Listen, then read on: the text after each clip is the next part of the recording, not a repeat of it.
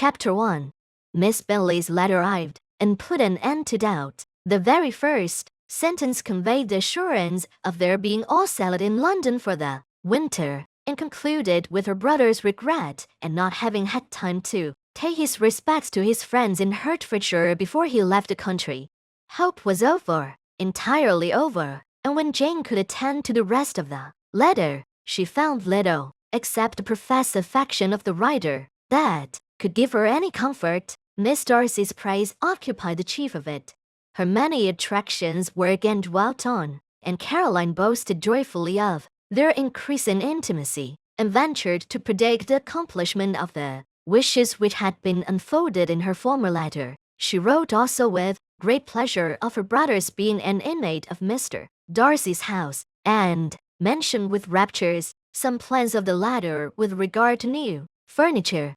Elizabeth, to whom Jane very soon communicated the chief of all this, heard it in silent indignation. Her heart was divided between concern for her sister and resentment against all the others. To Caroline's assertion of her brother's being partial to Miss Darcy, she paid no credit. That he was really fond of Jane, she doubted no more than she had ever done, and much as she had always been disposed to like him, she could not think without anger, hardly without contempt, on that easiness of temper, that want of proper resolution which now made him the slave of his designing friends, and led him to sacrifice his own happiness to the caprice of their inclinations. Had his own happiness, however, been the only sacrifice, he might have been allowed to sport with it in whatever manner he thought best, but her sister's was involved in it, as she thought he must be sensible himself. It was a subject, in short,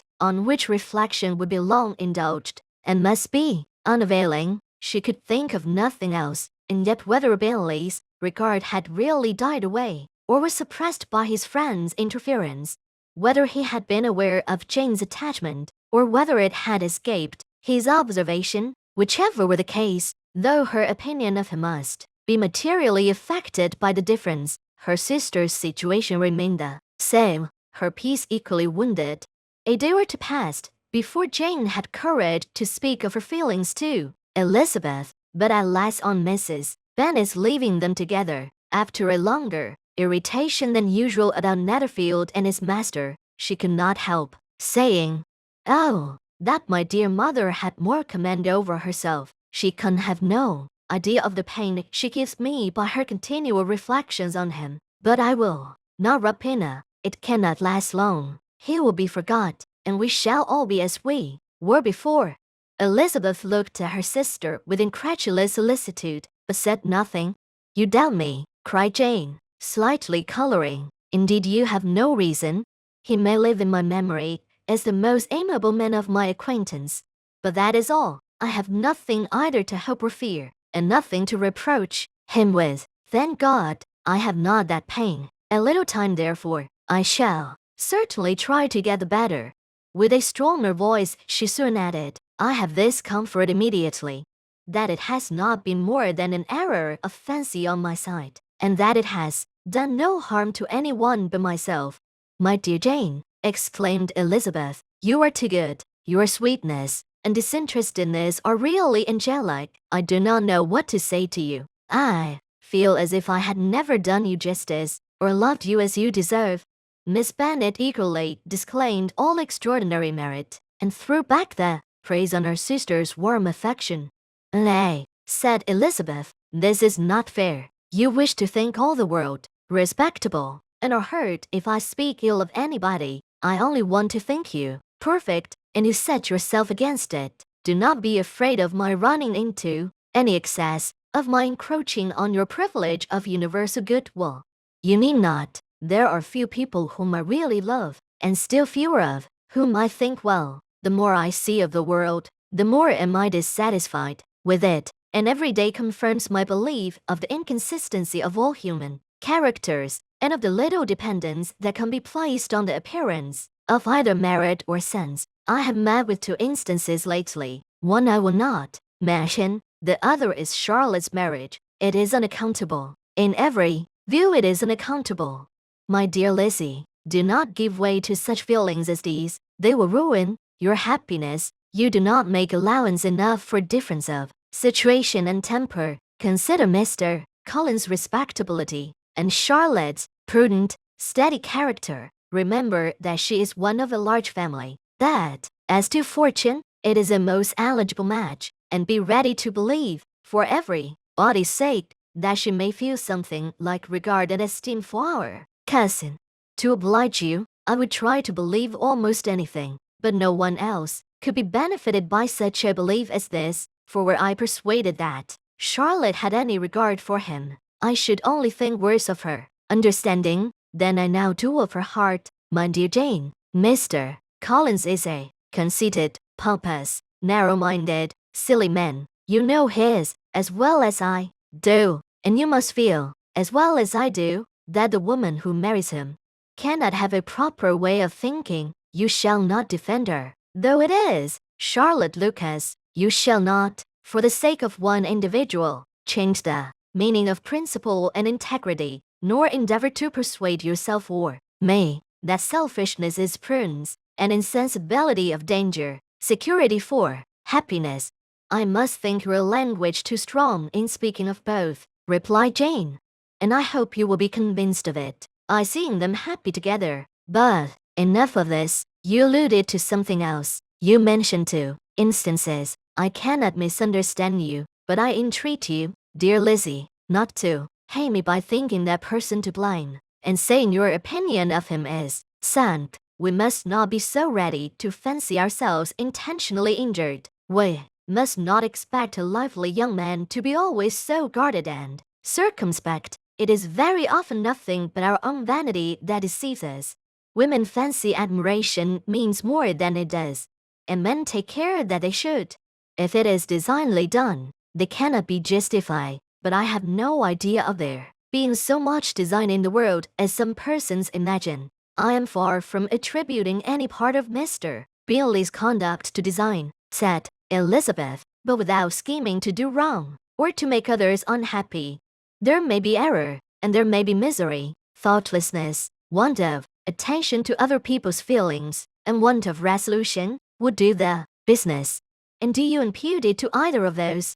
Yes, to the last. But if I go on, I shall displease you by saying what I think of persons you esteem. Stop me whilst you can. You persist, then, in supposing his sisters influence him. Yes, in conjunction with his friend? I cannot believe it. Why should they try to influence him? They can only wish his happiness, and if he is attached to me, no other woman can secure it. Your first position is false. They may wish many things besides his happiness. They may wish his increase of wealth and consequence. They may wish him to marry a girl who has all the importance of money, great connections, and pride. Being a doubt, they do wish him to choose Miss Darcy, replied Jane. But this may be from better feelings than you're supposing. They have known her much longer than they have known me. No wonder if they love her better. But whatever may be their own wishes, it is very unlikely they should have opposed their brothers. What sister would think herself at liberty to do it, unless there was something very objectionable? If they believed him attached to me, they would not try to part us. If he were so, they could not succeed. By supposing such an affection, you make everybody acting unnaturally and wrong, and me most unhappy. Do not distress me by the idea. I am not ashamed of having been mistaken. At least, it is slight. It is nothing in comparison of what I should feel in thinking ill of him or his sisters. Let me take it in the best light, in the light in which it may be understood. Elizabeth could not oppose such a wish, and from this time Mr. Bingley's name was scarcely ever mentioned between them.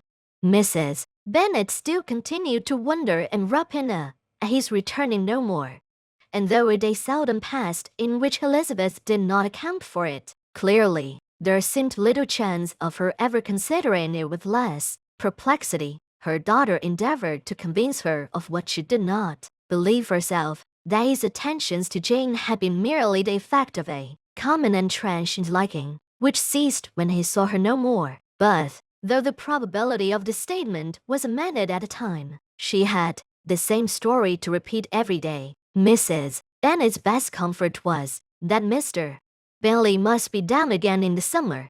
Mr. Bennet treated the matter differently. "So, Lizzie," said he one day, "your sister is crossed in love, I find. I congratulate her. Next to being married, a girl likes to be crossed in love a little now and then. It is something to think of, and gives her a sort of distinction among her companions. When it's your turn to come, you will hardly bear to be long outdone by Jane. Now is your time. Here are officers enough at Meryton to disappoint all the young ladies in the country. Let Wickham be your man.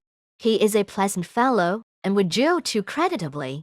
"Thank you, sir, but a less agreeable man would satisfy me. We must not all expect Jane's good fortune." "True," said Mr. Bennet, "but it is a comfort to think that, whatever of that kind may befall you, you have an affectionate mother who will always make the most of it." Mr. Wickham's society was of material service in dispelling the gloom which the late perverse occurrences had thrown on many of the Longbourn family. They saw him often, and to his other recommendations was now added that of general unreserve. The whole of what Elizabeth had already heard, his claims on Mr. Darcy, and all that he had suffered from him, was now openly acknowledged and publicly canvassed, and everybody was pleased to think how much they had always disliked Mr. Darcy before they had known anything of the matter. Miss Bennet was the only creature who could suppose there might be any extenuating circumstances in the case, unknown to the society of Hertfordshire. Her mild and steady candour always pleaded for allowances, and urged the possibility of mistakes, but by everybody else Mr. Darcy was condemned as the worst of men. Chapter 2. After a week spent in professions of love and schemes of felicity, Mr. Collins was caught from his amiable Charlotte by the arrival of Saturday. The pain of separation, however, might be alleviated on his side by preparations for the reception of his bride, as he had reason to hope that, shortly after his next return into Hertfordshire, the day would be fixed that was to make him the happiest of men. He took leave of his relations at Longbourn with as much solemnity as before, wished his fair cousin's health and happiness again, and promised their father another letter of thanks. On the following Monday, Mrs. Bennet had the pleasure of receiving her brother and his wife, who came as usual to spend the Christmas at Longbourn. Mr. Gardiner was a sensible, gentlemanlike man, greatly superior to his sister, as well by nature as education. The Netherfield ladies would have had difficulty in believing that a man who lived by trade, and within view of his own warehouses, could have been so well-bred and agreeable. Mrs. Gardiner, who was several years younger than Mrs. Bennet and Mrs. Phillips, was an amiable, intelligent, elegant woman, and a great favorite with all her Longbourn nieces. Between the two eldest and herself, especially, there subsisted a very particular regard. They had frequently been staying with her in town. The first part of Mrs. Gardiner's business on her arrival was to distribute her presents and describe the newest fashions. When this was done, she had a less active part to play. It became her turn to listen. Mrs. Bennet had many grievances to relate, and much to complain of. They had all been very ill-used since she last saw her sister. Two of her girls had been on the point of marriage, and after all there was nothing in it. "I do not blame Jane," she continued, "for Jane would have got Mr. Bingley if she could, but Lizzie, oh, sister, it is very hard to think that she might have been Mr. Collins' wife by this time. Had not it been for her own perverseness, he made her an offer in this very room, and she refused him. The consequence of it is that Lady Lucas will have a daughter married before I have, and that Longbourn estate is just as much entailed as ever. The Lucases are very artful people indeed, sister. They are all for what they can't get. I am sorry to say it of them, but so it is. It makes me very nervous and poorly to be thwarted so in my own family, and to have neighbors who think of themselves before anybody else. However, your coming just at this time is the greatest of comforts, and I am very glad to hear what you tell us of long sleeves."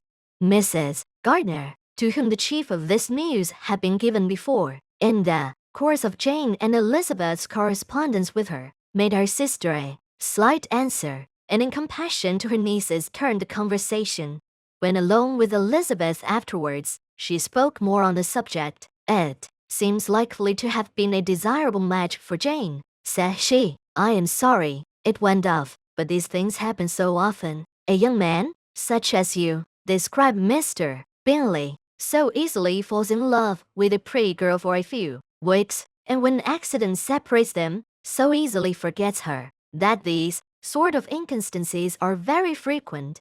"An excellent consolation in its way," said Elizabeth, "but it would not do for us. We do not suffer by accident. It does not often happen that the interference of friends would persuade a young man of independent fortune to think no more of a girl whom he was violently in love with only a few days before. But that expression of violently in love is so hackneyed, so doubtful, so indefinite, that it gives me very little idea. It is as often applied to feelings which arise from an half-hour's acquaintance as to a real, strong attachment. Pray, how violent was Mr. Bingley's love? I never saw a more promising inclination. He was growing quite inattentive to other people, and wholly engrossed by her. Every time they met, it was more decided and remarkable. At his own ball he offended 2 or 3 young ladies, I not asking them to dance, and I spoke to him twice, myself, without receiving an answer. Could there be finer symptoms? Is not general incivility the very essence of love?" "Oh, yes, of that kind of love which I suppose him to have felt. Poor Jane! I am sorry for her, because, with her disposition, she may not get over it immediately. It had better have happened to you, Lizzie. You would have left yourself out of it sooner. But do you think she would be prevailed on to go back with us? Change of scene might be of service, and perhaps a little relief from home may be as useful as anything." Elizabeth was exceedingly pleased with this proposal, and felt persuaded of her sister's ready acquiescence.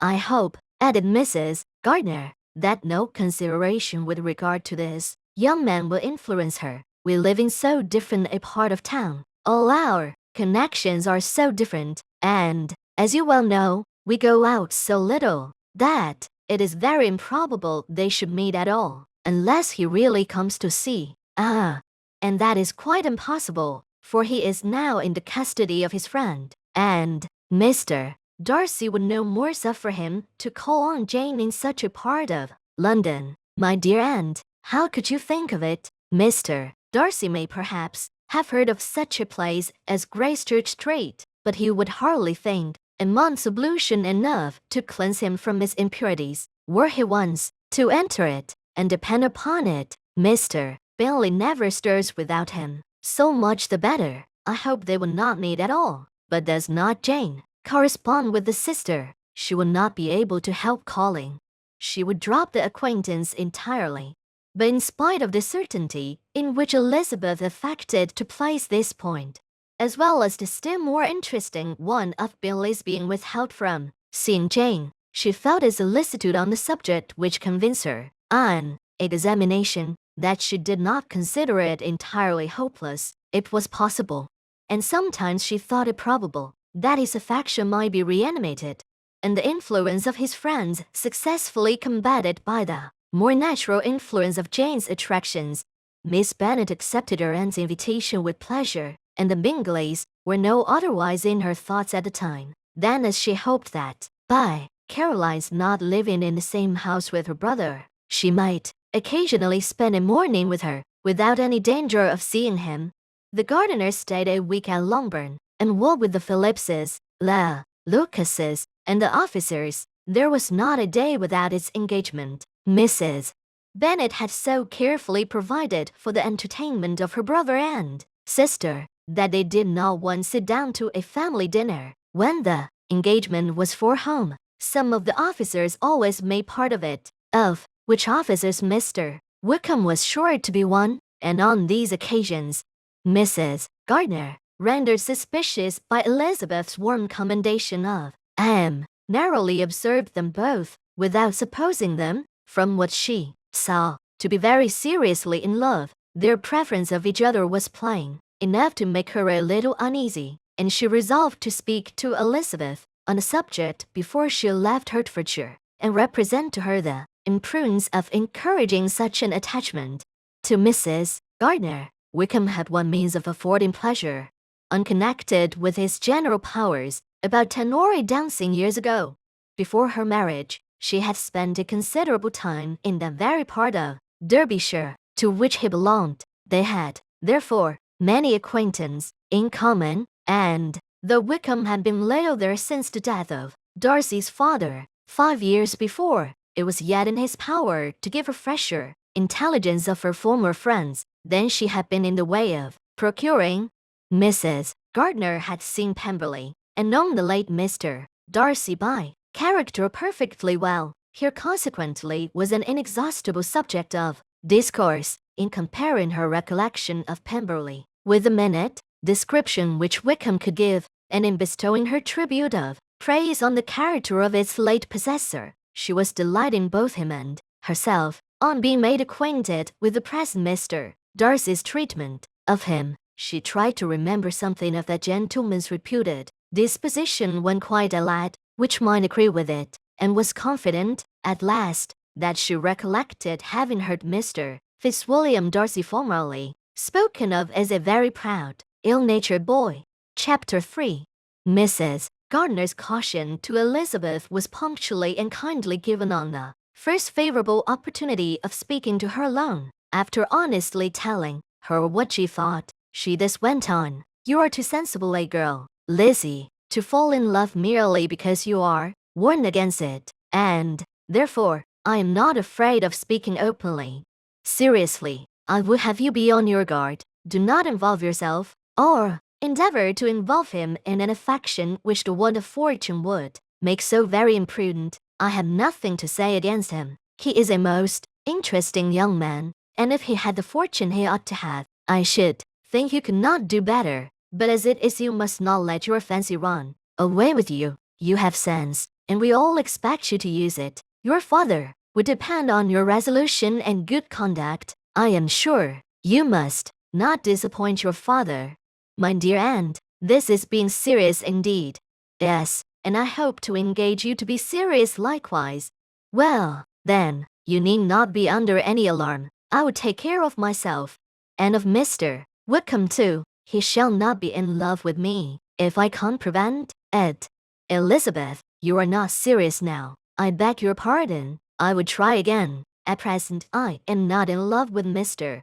Wickham. No, I certainly am not. But he is, beyond all comparison, the most agreeable man I ever saw. If he becomes really attached to me, I believe it will be better that he should not.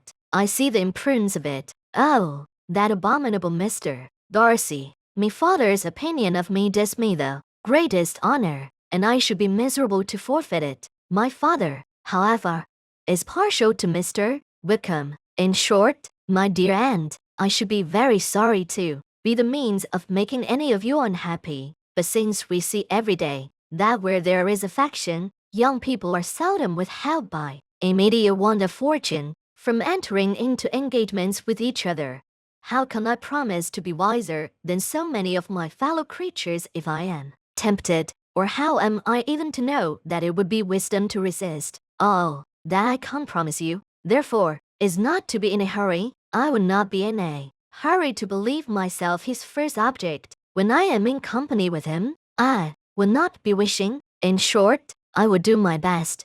Perhaps it will be as well if you discourage his coming here so very often. At least, you should not remind your mother of inviting him, as I did the other day," said Elizabeth, with a conscious smile. "Very true. It will be wise in me to refrain from that. But do not imagine that he is always here so often. It is on your account that he has been so frequently invited this week. You know my mother's ideas as to the necessity of constant company for her friends, but really, and upon my honor, I will try to do what I think to be wisest. And now, I hope you are satisfied."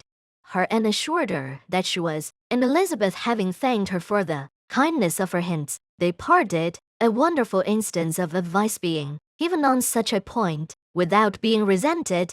Mr. Collins returning to Hertfordshire soon after it had been quitted by the Gardiners and Jane, but as he took up his abode with the Lucases, his arrival was no great inconvenience to Mrs. Bennet. His marriage was now fast approaching, and she was at length so far resigned as to think it inevitable, and even repeatedly to say in an ill-natured tone that she wished they might be happy. Thursday was to be the wedding day, and on Wednesday Miss Lucas paid her farewell visit, and when she rose to take leave, Elizabeth, ashamed of her mother's ungracious and reluctant good wishes, and sincerely affected herself, accompanied her out of the room. As they went downstairs together, Charlotte said, "I shall depend on hearing from you very often, Eliza."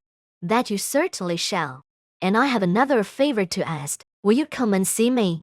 We shall often meet, I hope, in Hertfordshire. I am not likely to leave Kent for some time. Promise me, therefore, to come to Hunsford." Elizabeth could not refuse, though she foresaw little pleasure in the visit. "My father and Maria are to come to me in March," added Charlotte, "and I hope you will consent to be of the party. Indeed, Eliza, you will be as welcome to me as either of them." The wedding took place. The bride and bridegroom set off for Kent from the church door, and everybody had as much to say or to hear on the subject as usual. Elizabeth soon heard from her friend, and their correspondence was as regular and frequent as it had ever been. That it should be equally unreserved was impossible. Elizabeth could never address her without feeling that all the comfort of intimacy was over, and, though determined not to slacken as a correspondent, it was for the sake of what had been, rather than what was. Charlotte's first letters were received with a good deal of eagerness. There could not but be curiosity to know how she would speak of her new home, how she would like Lady Catherine, and how happy she would dare pronounce herself to be. Though, when the letters were read, Elizabeth felt that Charlotte expressed herself on every point exactly as she might have foreseen. She wrote cheerfully, seemed surrounded with comforts, and mentioned nothing which she could not praise. The house, furniture, neighbourhood, and roads were all to her taste, and Lady Catherine's behaviour was most friendly and obliging. It was Mr. Collins' picture of Hunsford and Rosings rationally softened, and Elizabeth perceived that she must wait for her own visit there to know the rest. Jane had already written a few lines to her sister to announce their safe arrival in London, and when she wrote again, Elizabeth hoped it would be in her power to say something of the Bingleys. Her impatience for this second letter was as well rewarded as impatience generally is. Jane had been a week in town, without either seeing or hearing from Caroline. She accounted for it, however, by supposing that her last letter to her friend from Longbourn had by some accident been lost. "My aunt," she continued, "is going tomorrow into that part of the town, and I shall take the opportunity of calling in Grosvenor Street." She wrote again when the visit was paid, and she had seen Miss Bingley. "I did not think Caroline in spirits," were her words, "but she was very glad to see me, and reproached me for giving her no notice of my coming to London. I was right, therefore. My last letter had never reached her. I inquired after their brother. Of course, he was well, but so much engaged with Mr. Darcy that I scarcely ever saw him. I found that Miss Darcy was expected to dinner. I wish I could see her." My visit was not long, as Caroline and Mrs. Hurst were going out. "I dare say I shall soon see them here." Elizabeth shook her head over this letter. It convinced her that accident only could discover to Mr. Bingley her sister's being in town. 4 weeks passed away, and Jane saw nothing of him. She endeavored to persuade herself that she did not regret it, but she could no longer be blind to Miss Bingley's inattention. After waiting at home every morning for a fortnight, and inventing every evening a fresh excuse for her, the visitor did at last appear. But the shortness of her stay, and yet more, the alteration of her manner, would allow Jane to deceive herself no longer. The letter which she wrote on this occasion to her sister will prove what she felt. "My dearest Lizzie will, I am sure, be incapable of triumphing in her better judgment at my expense when I confess myself to have been entirely deceived in Miss Bingley's regard for me. But, my dear sister, though the event has proved you right, do not think me obstinate if I still assert that, considering what her behavior was, my confidence was as natural as your suspicion. I do not at all comprehend her reason for wishing to be intimate with me, but if the same circumstances were to happen again, I am sure I should be deceived again. Caroline did not return my visit till yesterday, and not a note, not a line, did I receive in the meantime. When she did come, it was very evident that she had no pleasure in it. She made a slight, formal apology for not calling before, said not a word of wishing to see me again, and was in every respect so ordered a creature that when she went away, I was perfectly resolved to continue the acquaintance no longer. I pity, though I cannot help blaming her. She was very wrong in singling me out as she did. I can safely say that every advance to intimacy began on her side, but I pity her because she must feel that she has been acting wrong, and because I am very sure that anxiety for her brother is the cause of it. I need not explain myself farther, and though we know this anxiety to be quite needless, yet if she feels it, it will easily account for her behavior to me, and so deservedly dear as he is to his sister. Whatever anxiety she may feel on his behalf is natural and amiable. I cannot but wonder, however, at her having any such fears now, because if he had at all cared about me, we must have met long, long ago. He knows of my being in town, I am certain, from something she said herself, and yet she seemed by her manner of talking as if she wanted to persuade herself that he is really partial to Miss Darcy. I cannot understand it. If I were not afraid of judging harshly, I should be almost tempted to say that there is a strong appearance of duplicity in all this, but I will endeavor to banish every painful thought and think only of what will make me happy. Your affection and the invariable kindness of my dear uncle and aunt. Let me hear from you very soon. Miss Bingley said something of his never returning to Netherfield again, of giving up the house, but not with any certainty. We had better not mention it. I am extremely glad that you have such pleasant accounts from our friends at Hunsford. Pray go to see them, with Sir William and Maria. I am sure you will be very comfortable there.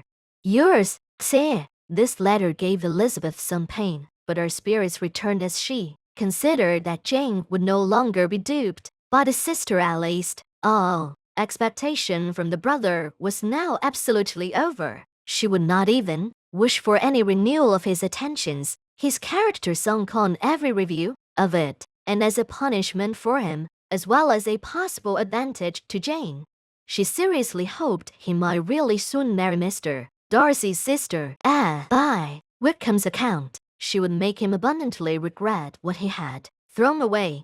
Mrs. Gardiner about this time reminded Elizabeth of her promise concerning that gentleman, and required information, and Elizabeth had such to send as might rather give contentment to her aunt than to herself.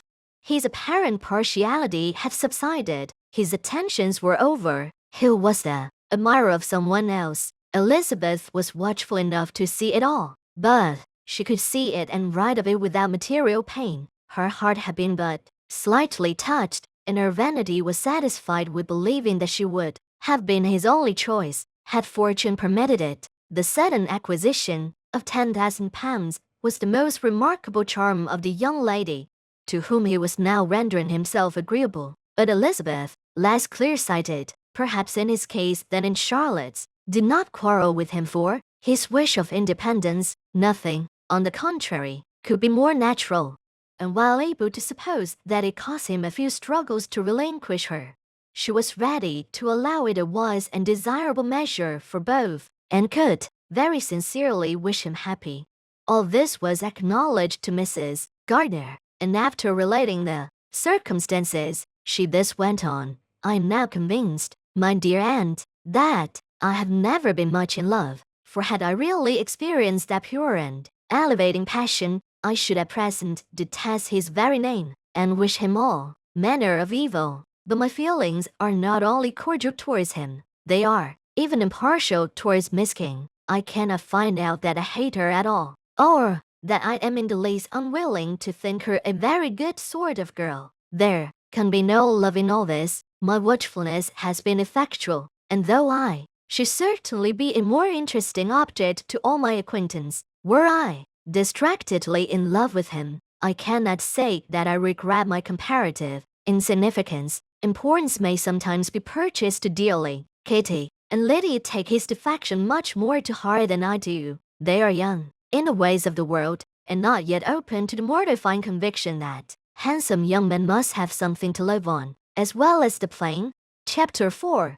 With no greater events than these in the Longbourn family, and otherwise diversified by little beyond the walks to Meriden, sometimes dirty and sometimes cold, did January and February pass away. March was to take Elizabeth to Hunsford. She had not at first thought very seriously of going thither, but Charlotte, she soon found, was depending on the plan, and she gradually learned to consider it herself with greater pleasure as well as greater certainty. Absence had increased her desire of seeing Charlotte again, and weakened her disgust of Mr. Collins. There was novelty in the scheme, and as, with such a mother and such uncompanionable sisters, home could not be faultless, a little change was not unwelcome for its own sake. The journey would moreover give her a peep at Jane, and, in short, the time drew near, she would have been very sorry for any delay.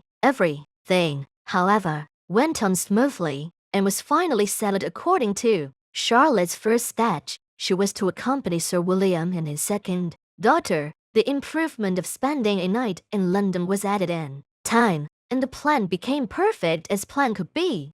The only pain was in leaving her father, who would certainly miss her, and who, when it came to the point, so little liked her going, that he told her to write to him, and almost promised to answer her letter.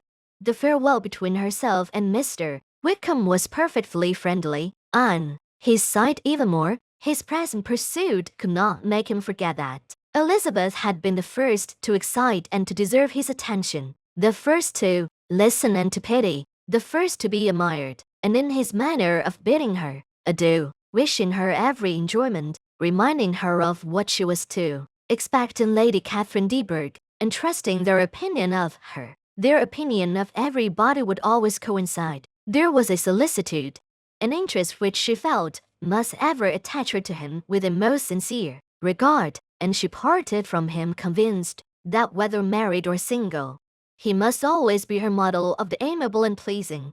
Her fellow travellers the next day were not of a kind to make her think him less agreeable. Sir William Lucas and his daughter Maria, a good-humoured girl, but as empty-headed as himself, had nothing to say that could be worth hearing, and were listened to with about as much delight as the rattle of the chaise. Elizabeth loved absurdities, but she had known Sir William's too long. He could tell her nothing new of the wonders of his presentation and knighthood, and his civilities were worn out like his information.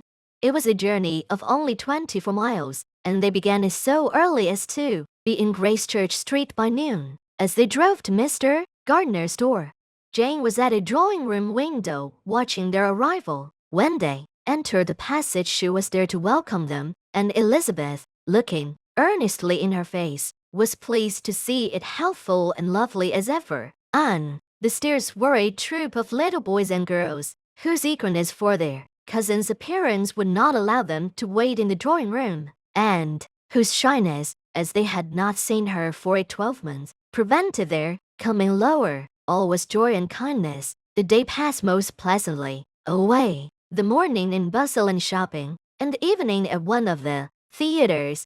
Elizabeth then contrived to sit by her aunt. Their first subject was her sister, and she was more grieved than astonished to hear, in reply to her minute inquiries, that though Jane always struggled to support her spirits, there were periods of dejection. It was reasonable, however, to hope that they would not continue long. Mrs. Gardner gave her the particulars also of Miss Bingley's visit in Gracechurch Street, and repeated conversations occurring at different times between Jane and herself, which proved that the former had, from her heart, given up the acquaintance. Mrs. Gardner then rallied her niece on Wickham's desertion, and complimented her on bearing it so well. "But, my dear Elizabeth," she added, "what sort of girl is Miss King? I should be sorry to think our friend mercenary. Pray, my dear aunt, what is the difference in matrimonial affairs between the mercenary and the prudent motive? Where does discretion end and avarice begin? Last Christmas you were afraid of his marrying me, because it would be imprudent, and now, because he is trying to get a girl with only £10,000, you want to find out that he is mercenary. If you will only tell me what sort of girl Miss King is, I shall know what to think. She is a very good kind of girl, I believe. I know no harm of her." But he paid her not the smallest attention. Till her grandfather's death made her mistress of this fortune? No, we should he, if it was not allowable for him to gain my affections. Because I had no money, what occasion could there be for making love to a girl whom he did not care about, and who was equally poor? But there seems indelicacy in directing his attentions towards her so soon after this event. A man in distressed circumstances has not time for all those elegant decorums which other people may observe. If she does not object to it, why should we? Her not objecting does not justify him, it only shows her being deficient in something herself sense or feeling. "Well," cried Elizabeth, "have it as you choose. He shall be mercenary, and she shall be foolish." "Oh, Lizzie, that is what I do not choose. I should be sorry, you know, to think ill of a young man who has lived so long in Derbyshire." "Oh, if that is all, I have a very poor opinion of young men who live in Derbyshire, and their intimate friends who live in Hertfordshire are not much better. I am sick of them all. Thank heaven, I am going tomorrow, where I shall find a man who has not one agreeable quality, who has neither manner nor sense to recommend him. Stupid men are the only ones worth knowing, after all. Take care, Lizzie." That speech savours strongly of disappointment. Before they were separated by the conclusion of the play, she had the unexpected happiness of an invitation to accompany her uncle and aunt in a tour of pleasure which they proposed taking in the summer. "We have not quite determined how far it shall carry us," said Mrs. Gardner, "but perhaps to the lakes." No scheme could have been more agreeable to Elizabeth, and her acceptance of the invitation was most ready and grateful. "My dear, dear aunt," she rapturously cried, "what delight, what felicity! You give me fresh life and vigor. Adieu to disappointment and spleen. What are men to rocks and mountains? Oh, what hours of transport we shall spend! And when we do return, it shall not be like other travelers, without being able to give one accurate idea of anything. We will know where we have gone and will recollect what we have seen. Lakes, mountains, and rivers shall not be jumbled together in our imaginations, nor, when we attempt to describe any particular scene, will we begin quarreling about its relative situation. Let our first effusions be less insupportable than those of the generality of travelers. Chapter 5. Every object in the next day's journey was new and interesting to Elizabeth, and her spirits were in a state for enjoyment, for she had seen her sister looking so well as to banish all fear for her health, and the prospect of her northern tour was a constant source of delight. When they left the high road for the lane to Hunsford, every eye was in search of the parsonage, and every turning expected to bring it in view. The Pauline of Rosings Park was their boundary on one side. Elizabeth smiled at the recollection of all that she had heard of its inhabitants. At length the parsonage was discernible, the garden sloping to the road, the house standing in it, the green post and the laurel hedge. Everything declared they were arriving. Mr. Collins and Charlotte appeared at the door, and the carriage stopped at a small gate, which led by a short gravel walk to the house. Amidst the nods and smiles of the whole party, in a moment they were all out of the chaise, rejoicing at the sight of each other. Mrs. Collins welcomed her friend with the liveliest pleasure, and Elizabeth was more and more satisfied with coming. When she found herself so affectionately received, she saw instantly that her cousin's manners were not altered by his marriage. His formal civility was just what it had been, and he detained her some minutes at the gate to hear and satisfy his inquiries after all her family. They were then, with no other delay than his, pointing out the neatness of the entrance, taken into the house, and as soon as they were in the parlor, he welcomed them a second time with ostentatious formality to his humble abode, and punctually repeated all his wife's offers of refreshment.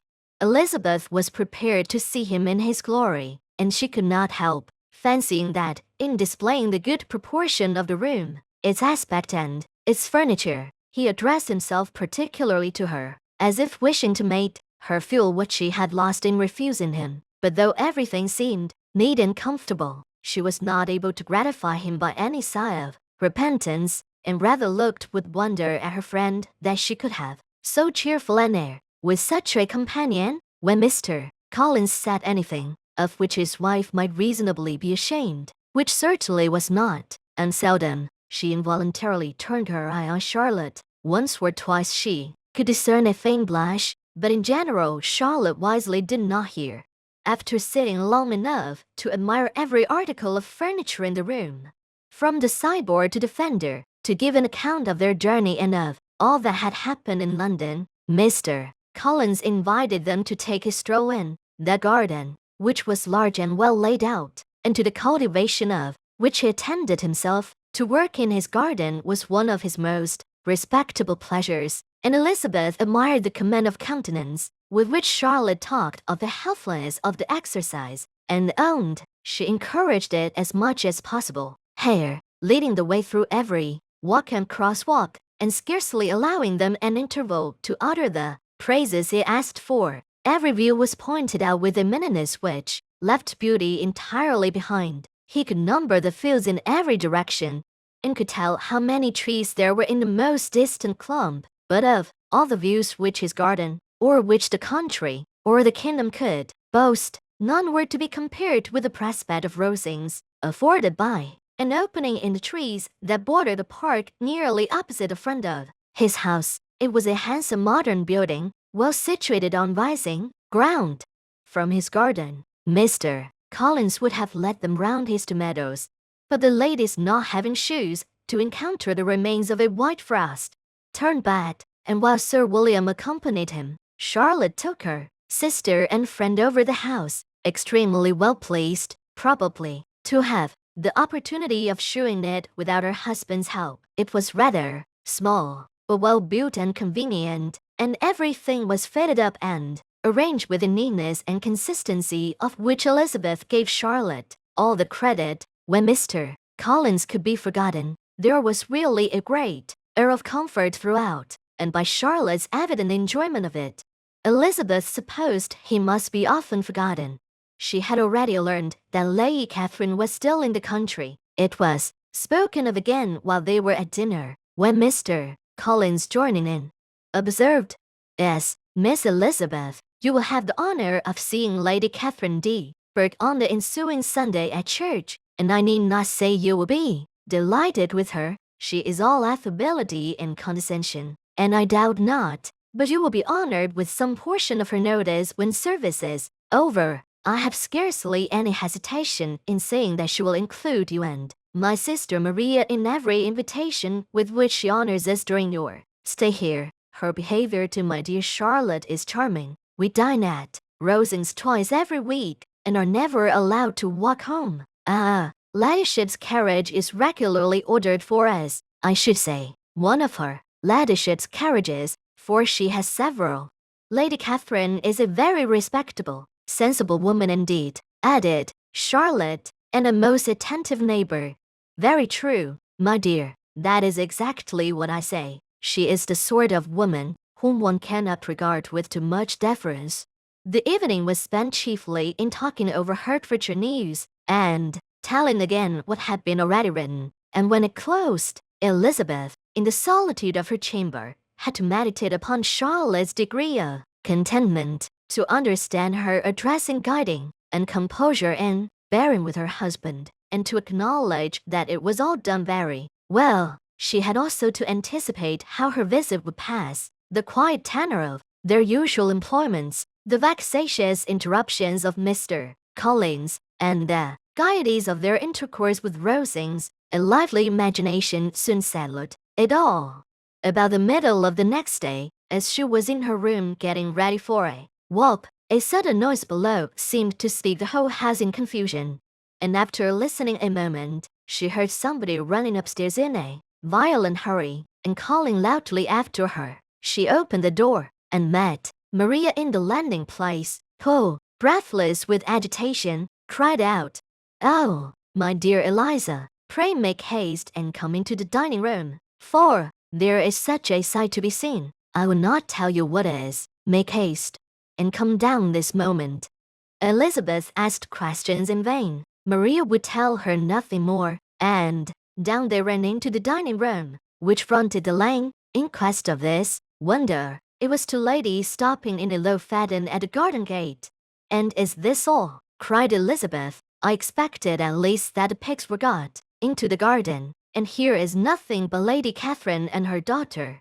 "Ah, my dear," said Maria, quite shocked at the mistake. "It is not Lady Catherine. The old lady is Mrs. Jenkinson, who lives with them. The other is Miss de Bourgh. Only look at her. She is quite a little creature. Who would have thought she could be so thin and small? She is abominably rude to keep Charlotte out of doors in all this wind. Why does she not come in?"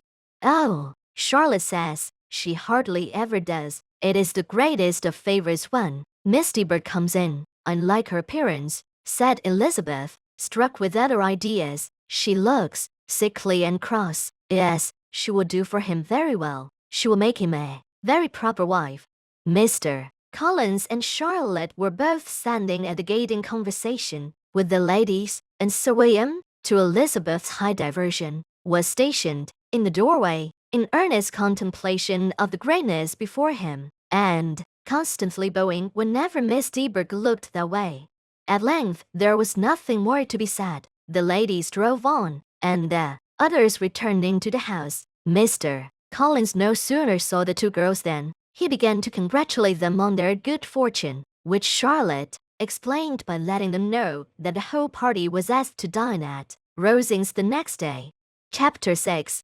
Mr. Collins' triumph in consequence of this invitation was complete. The power of displaying the grandeur of his patroness to his wondering visitors, and of letting them see her civility towards himself and his wife, was exactly what he had wished for, and that an opportunity of doing it should be given so soon was such an instance of Lady Catherine's condescension as he knew not how to admire enough. "I confess," said he, "that I should not have been at all surprised by her ladyship's asking us on Sunday to drink tea and spend the evening at Rosings. I rather expected, from my knowledge of her affability, that it would happen, but who could have foreseen such an attention as this? Who could have imagined that we should receive an invitation to dine there, an invitation moreover including the whole party so immediately after your arrival?" "I am the less surprised at what has happened," replied Sir William, "from that knowledge of what the manners of the great really are, which my situation in life has allowed me to acquire. About the court, such instances of elegant breeding are not uncommon. Scarcely anything was talked of the whole day or next morning, but their visit to Rosings. Mr. Collins was carefully instructing them in what they were to expect, that the sight of such rooms, so many servants, and so splendid a dinner might not wholly overpower them. When the ladies were separating for the toilet, he said to Elizabeth, "Do not make yourself uneasy, my dear cousin, about your apparel. Lady Catherine is far from requiring the elegance of dress in us, which becomes herself and daughter. I would advise you merely to put on whatever of your clothes is superior to the rest. There is no occasion for anything more. Lady Catherine would not think the worse of you for being simply dressed. He likes to have the distinction of rank preserved." While they were dressing, he came 2 or 3 times to their different doors to recommend their being quick, as Lady Catherine very much objected to be kept waiting for her dinner. Such formidable accounts of her ladyship and her manner of living quite frightened Maria Lucas, who had been little used to company, and she looked forward to her introduction at Rosings with as much apprehension as her father had done to his presentation at St. James's. As the weather was fine, they had a pleasant walk of about half a mile across the park. Every park has its beauty and its prospects, and Elizabeth so much to be pleased with, though she could not be in such raptures as Mr. Collins expected the scene to inspire, and was but slightly affected by his enumeration of the windows in front of the house, and his relation of what the glazing altogether had originally cost Sir Lewis de Bourgh. When they ascended the steps to the hall, Maria's alarm was every moment increasing, and even Sir William did not look perfectly calm. Elizabeth's courage did not fail her. She had heard nothing of Lady Catherine that spoke her awful from any extraordinary talents or miraculous virtue, and the mere stateliness of money and rank she thought she could witness without trepidation. From the entrance hall, of which Mr. Collins pointed out, with a rapturous air, the fine proportion and finished ornaments, they followed the servant through an antechamber to the room where Lady Catherine, her daughter, and Mrs. Jenkinson were sitting. Her ladyship, with great condescension, arose to receive them, and as Mrs. Collins had settled it with her husband that the office of introduction should be hers, it was performed in a proper manner, without any of those apologies and thanks which he would have thought necessary. In spite of having been at St. James's, Sir William was so completely awed by the grandeur surrounding him that he had but just courage enough to make a very low bow and take his seat without saying a word, and his daughter, frightened almost out of her senses, sat ready on the edge of her chair. Not knowing which way to look, Elizabeth found herself quite equal to the scene, and could observe the three ladies before her composedly. Lady Catherine was a tall, large woman, with strongly marked features. What might once have been handsome, her air was not conciliating, nor was her manner of receiving them such as to make her visitors forget their inferior rank. She was not rendered formidable by silence, but whatever she said was spoken in so authoritative a tone as marked her self-importance, and brought Mr. Wickham immediately to Elizabeth's mind, and from the observation of the day altogether, she believed Lady Catherine to be exactly what he had represented. When, after examining the mother, in whose countenance and deportment she soon found some resemblance of Mr. Darcy, she turned her eyes on the daughter, she could almost have joined in Maria's astonishment at her being so thin and so small. There was neither in figure nor face any likeness between the ladies. Miss de Bourgh was pale and sickly. Features, though not plain, were insignificant, and she spoke very little, except in a low voice, to Mrs. Jenkinson, in whose appearance there was nothing remarkable, and who was entirely engaged in listening to what she said, and placing a screen in the proper direction before her eyes. After sitting a few minutes, they were all sent to one of the windows to admire the view, Mr. Collins attending them to point out its beauties, and Lady Catherine kindly informing them that it was much better worth looking at in the summer. The dinner was exceedingly handsome, and there were all the servants, and all the articles of plate which Mr. Collins had promised, and, as he had likewise foretold, he took his seat at the bottom of the table, by her ladyship's desire, and looked as if he felt that life could furnish nothing greater. He carved, and ate, and praised with delighted alacrity, and every dish was commended, first by him, and then by Sir William, who was now enough recovered to echo whatever his son-in-law said, in a manner which Elizabeth wondered Lady Catherine could bear, but Lady Catherine seemed gratified by their excessive admiration, and gave most gracious smiles, especially when any dish on the table proved a novelty to them. The party did not supply much conversation. Elizabeth was ready to speak whenever there was an opening, but she was seated between Charlotte and Miss D. Bourgh, the former of whom was engaged in listening to Lady Catherine, and the latter said not a word to her all dinner time. Mrs. Jenkinson was chiefly employed in watching how little Miss de Bourgh ate, pressing her to try some other dish, and fearing she were indisposed. Marie thought, speaking out of the question, and the gentleman did nothing but eat and admire. When the ladies returned to the drawing-room, there was little to be done but to hear Lady Catherine talk, which she did without any intermission till coffee came in, delivering her opinion on every subject in so decisive a manner as proved that she was not used to have her judgment controverted.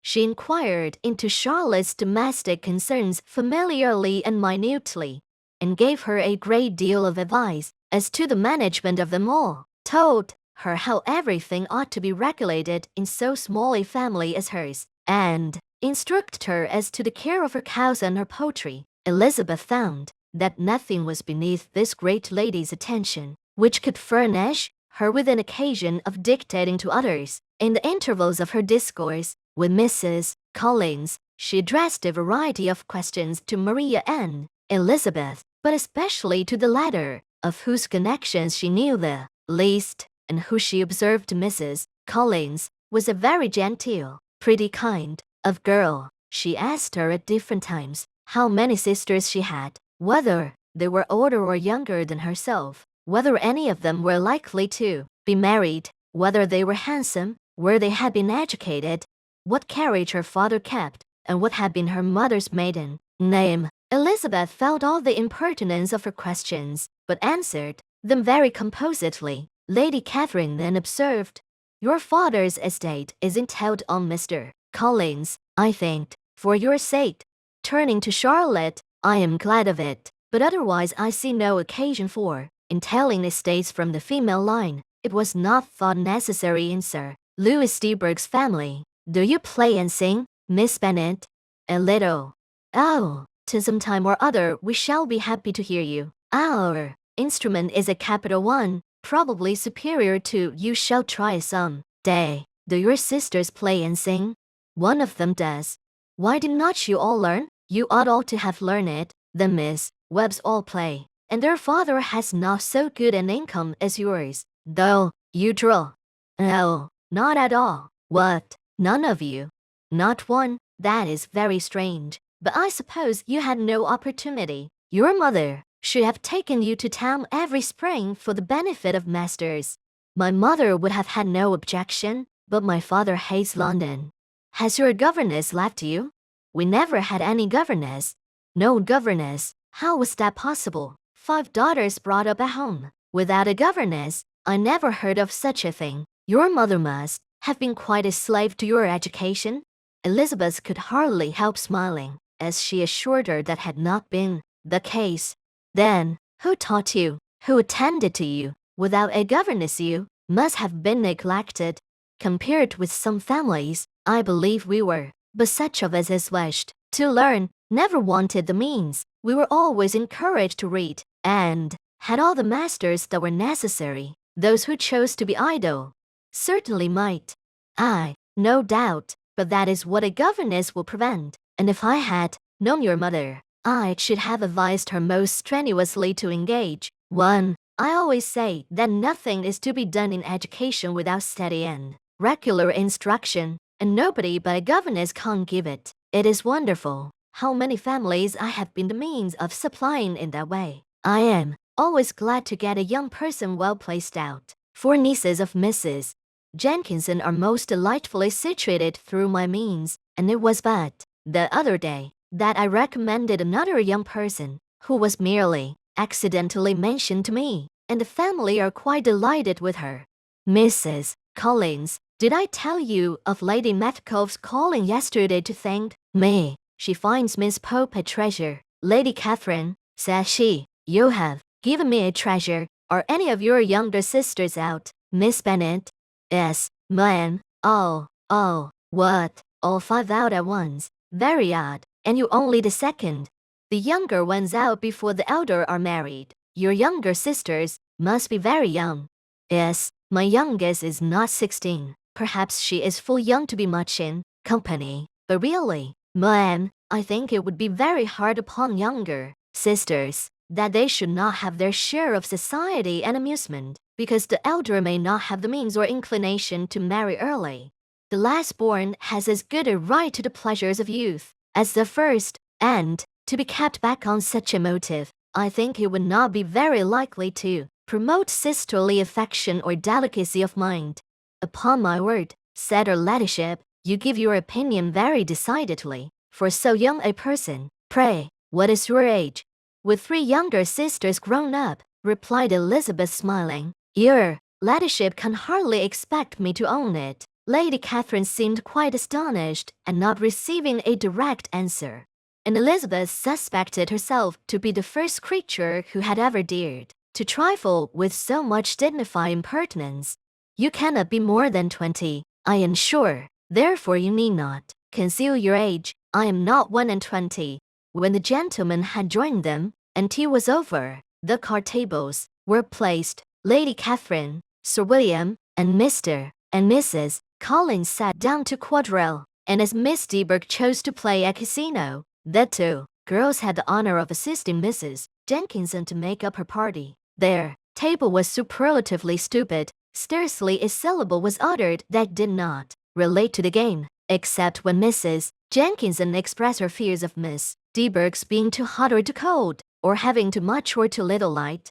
A great deal more passed at the other table. Lady Catherine was generally speaking, stating the mistakes of the 3 others, or relating some anecdote of herself. Mr. Collins was employed in agreeing to everything her ladyship said, thanking her for every fish he won, and apologizing if he thought he won too many. Sir William did not say much. He was storing his memory with anecdotes and noble names. When Lady Catherine and her daughter had played as long as they chose, the tables were broke up. The carriage was offered to Mrs. Collins, gratefully accepted, and immediately ordered. The party then gathered round the fire to hear Lady Catherine determine what weather they were to have on the morrow. From these instructions they were summoned by the arrival of the coach, and with many speeches of thankfulness on Mr. Collins' side, and as many bows on Sir William's, they departed. As soon as they had driven from the door, Elizabeth was called on by her cousin to give her opinion of all that she had seen at Rosings, which, for Charlotte's sake, she made more favorable than it really was. But her commendation, though costing her some trouble, could by no means satisfy Mr. Collins, and he was very soon obliged to take her ladyship's praise into his own hands. Chapter 7.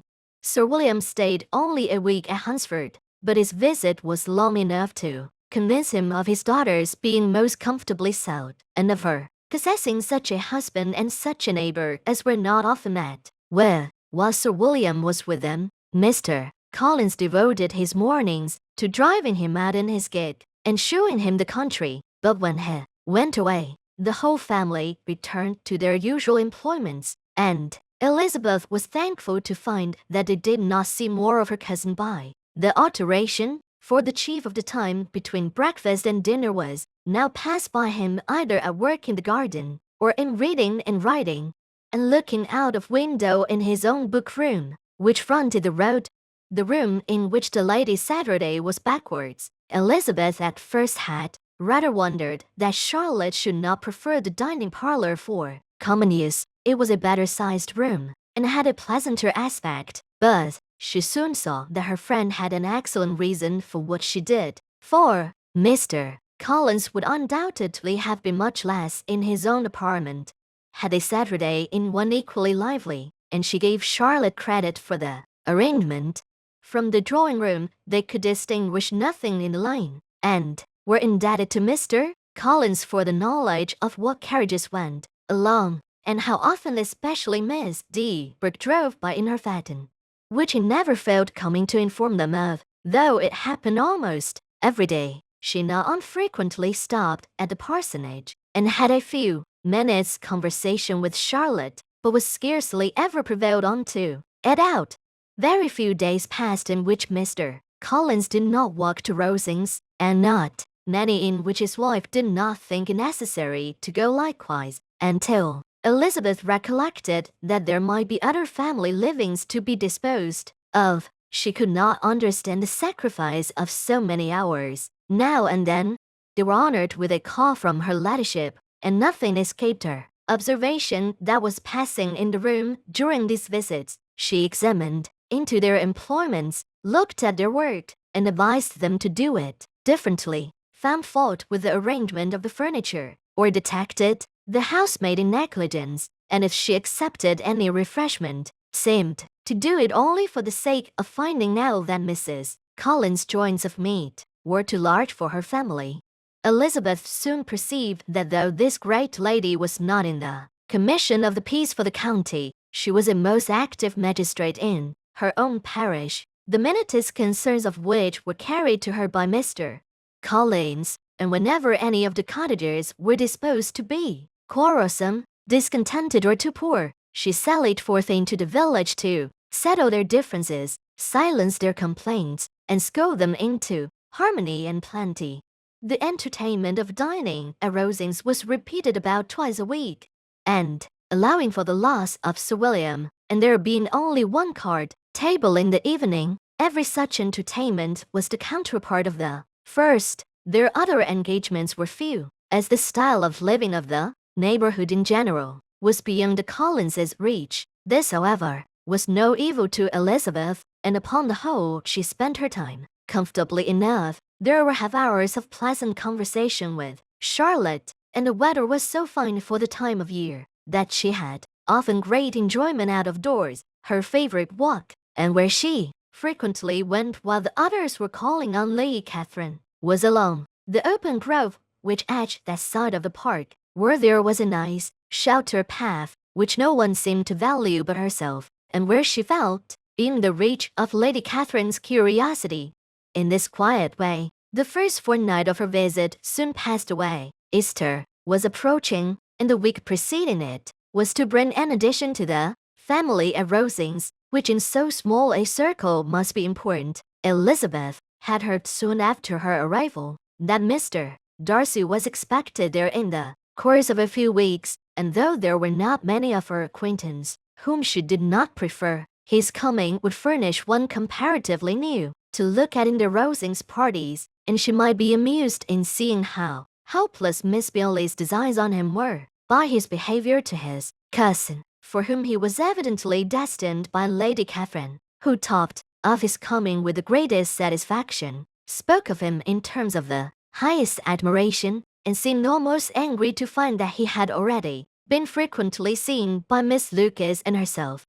His arrival was soon known at the parsonage, for Mr. Collins was walking the whole morning within view of the lodges opening into Hunsford Lane, in order to have the earliest assurance of it, and after making his bow as the carriage turned into the park, hurried home with the great intelligence. On the following morning he hastened to Rosings to pay his respects. There were two nephews of Lady Catherine to require them, for Mr. Darcy had brought with him a Colonel Fitzwilliam, the younger son of his uncle, Lord, and to the great surprise of all the party, when Mr. Collins returned, the gentlemen accompanied him. Charlotte had seen them from her husband's room, crossing the road, and immediately running into the other, told the girls what an honour they might expect, adding, "I may thank you, Eliza, for this piece of civility. Mr. Darcy would never have come so soon to wait upon me." Elizabeth had scarcely time to disclaim all right to the compliment before their approach was announced by the doorbell, and shortly afterwards the three gentlemen entered the room. Colonel Fitzwilliam, who led the way, was about 30, not handsome, but in person and addressed most truly the gentleman. Mr. Darcy looked just as he had been used to looking, Hertfordshire, Katie's compliments, with his usual reserve, to Mrs. Collins, and whatever might be his feelings towards her friend, met her with every appearance of composure. Elizabeth merely curtsied to him, without saying a word. Colonel Fitzwilliam entered into conversation directly with a readiness, and is of a well-bred man, and talked very pleasantly, but his cousin, after having addressed a slight observation on the house and garden to Mrs.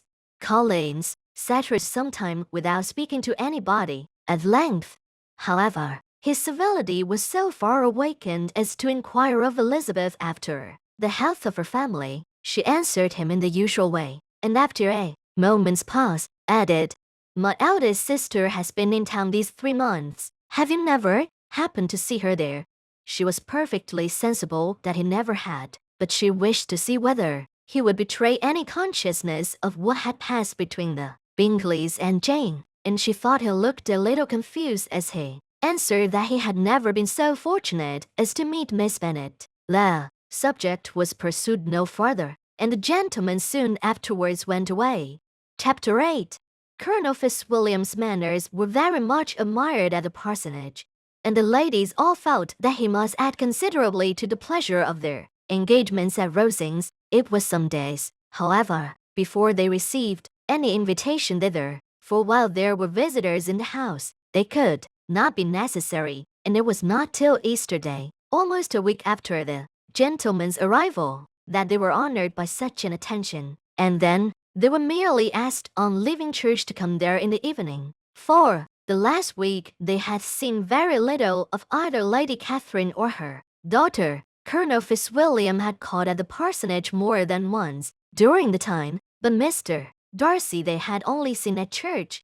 The invitation was accepted, of course, and at a proper hour they joined the party in Lady Catherine's drawing-room. Her ladyship received them civilly, but it was plain that their company was by no means so acceptable as when she could get nobody else, and she was, in fact, almost engrossed by her nephews, speaking to them, especially to Darcy, much more than to any other person in the room. Colonel Fitzwilliam seemed really glad to see them. Anything was a welcome relief to him at Rosings, and Mrs. Collins's pretty friend had, moreover, caught his fancy very much. He now seated himself by her, and talked so agreeably of Kent and Hertfordshire, of travelling and staying at home, of new books and music, that Elizabeth had never been half so well entertained in that room before, and they conversed with so much spirit and flow as to draw the attention of Lady Catherine herself, as well as of Mr. Darcy. His eyes had been soon and repeatedly turned towards them with a look of curiosity, and our ladyship after a while shared the feeling, was more openly acknowledged, for she did not scruple to call out, "What is that you are saying, Fitzwilliam? What is it you are talking of? What are you telling Miss Bennet? Let me hear what it is." "We are speaking of music, madam," said he, when no longer able to avoid a reply. "Of music? Then pray speak aloud. It is of all subjects my delight. I must have my share in the conversation. If you are speaking of music, there are few people in England, I suppose, who have more true enjoyment of music than myself, or a better natural taste. If I had ever learned, I should have been a great proficient, and so would Anne, if her health had allowed her to apply. I am confident that she would have performed delightfully. How does Georgiana get on, Darcy?" Mr. Darcy spoke with affectionate praise of his sister's proficiency. "I am very glad to hear such a good account of her," said Lady Catherine, "and pray tell her from me that she cannot expect to excel if she does not practice a great deal." "I assure you, madam," he replied, "that she does not need such advice. He practices very constantly. So much the better. It cannot be done too much, and when I next write to I shall charge her not to neglect it on any account. I often tell young ladies that no excellence in music is to be acquired without constant practice. I have told Miss Bennet several times that she will never play really well unless she practices more, and though Mrs. Collins has no instrument, she is very welcome, as I have often told her, to come to Rosings every day and play on the pianoforte in Mrs. Jenkinson's room. She will be in nobody's way, you know, in that part of the house." Mr. Darcy looked a little ashamed of his uncivilized breeding, and made no answer. When coffee was over, Colonel Fitzwilliam reminded Elizabeth of having promised to play to him, and she settled down directly to the instrument. Drew a chair near her. Lady Catherine listened to have a song, and then talked, as before, to her other nephew, till the latter walked away from her, and moving with his usual deliberation towards the pianoforte, stationed himself so as to command a full view of the fair performer's countenance.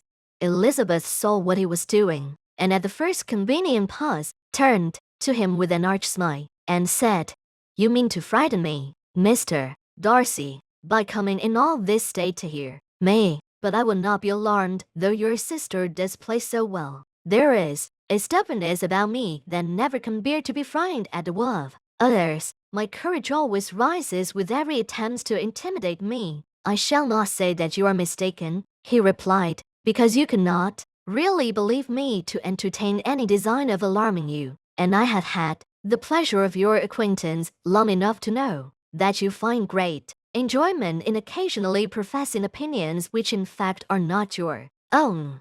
Elizabeth laughed heartily at this picture of herself, and said to Colonel Fitzwilliam, your cousin will give you a very pretty notion of me, and teach you not to believe a word I say. I am particularly unlucky in meeting with a person so well able to expose my real character in a part of the world where I had hoped to pass myself off with some degree of credit.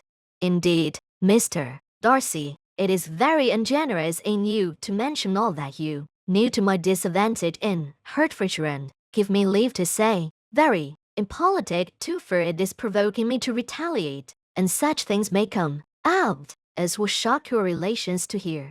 I am not afraid of you, said he, smilingly. Pray let me hear what you have to accuse him of, cried Colonel Fitzwilliam. I should like to know how he behaves among strangers. You shall hear it, but prepare yourself for something very dreadful.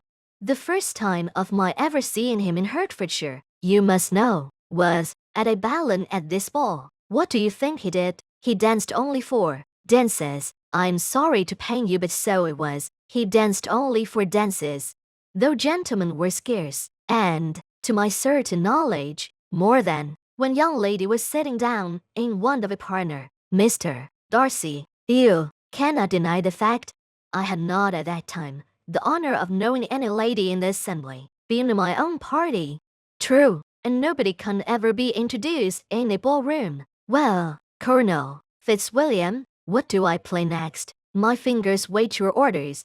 Perhaps, said Darcy, I should have judged better had I sought an introduction, but I am ill qualified to recommend myself to strangers.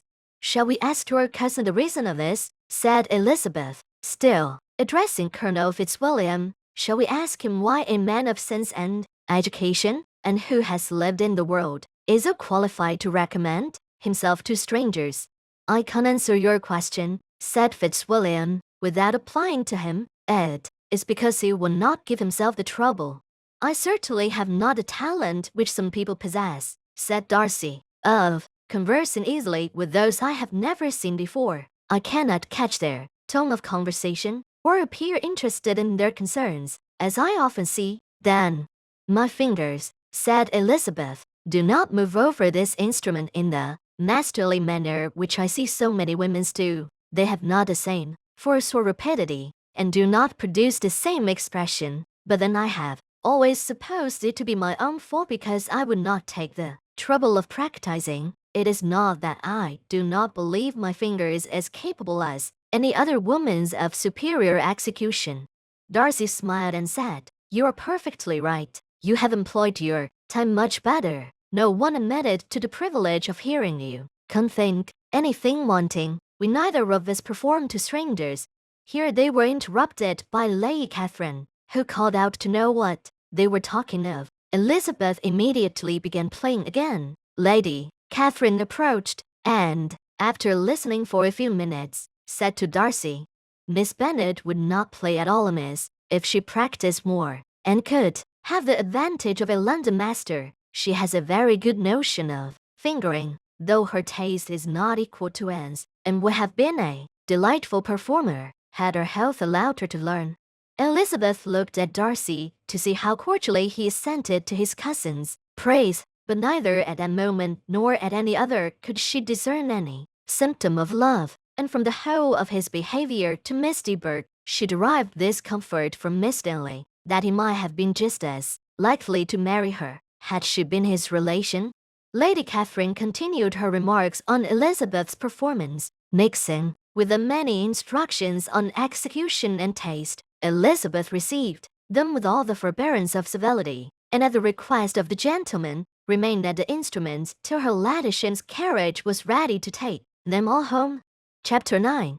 Elizabeth was sitting by herself the next morning, and writing to Jane, while Mrs. Collins and Maria were gone on business into the village, when she was startled by a ring at the door, the certain signal of a visitor. As she had heard no carriage, she thought it not unlikely to be Lady Catherine, and, under that apprehension, was putting away her half-finished letter that she might escape all impertinent questions, when the door opened, and to her very great surprise, Mr. Darcy, and Mr. Darcy only, entered the room.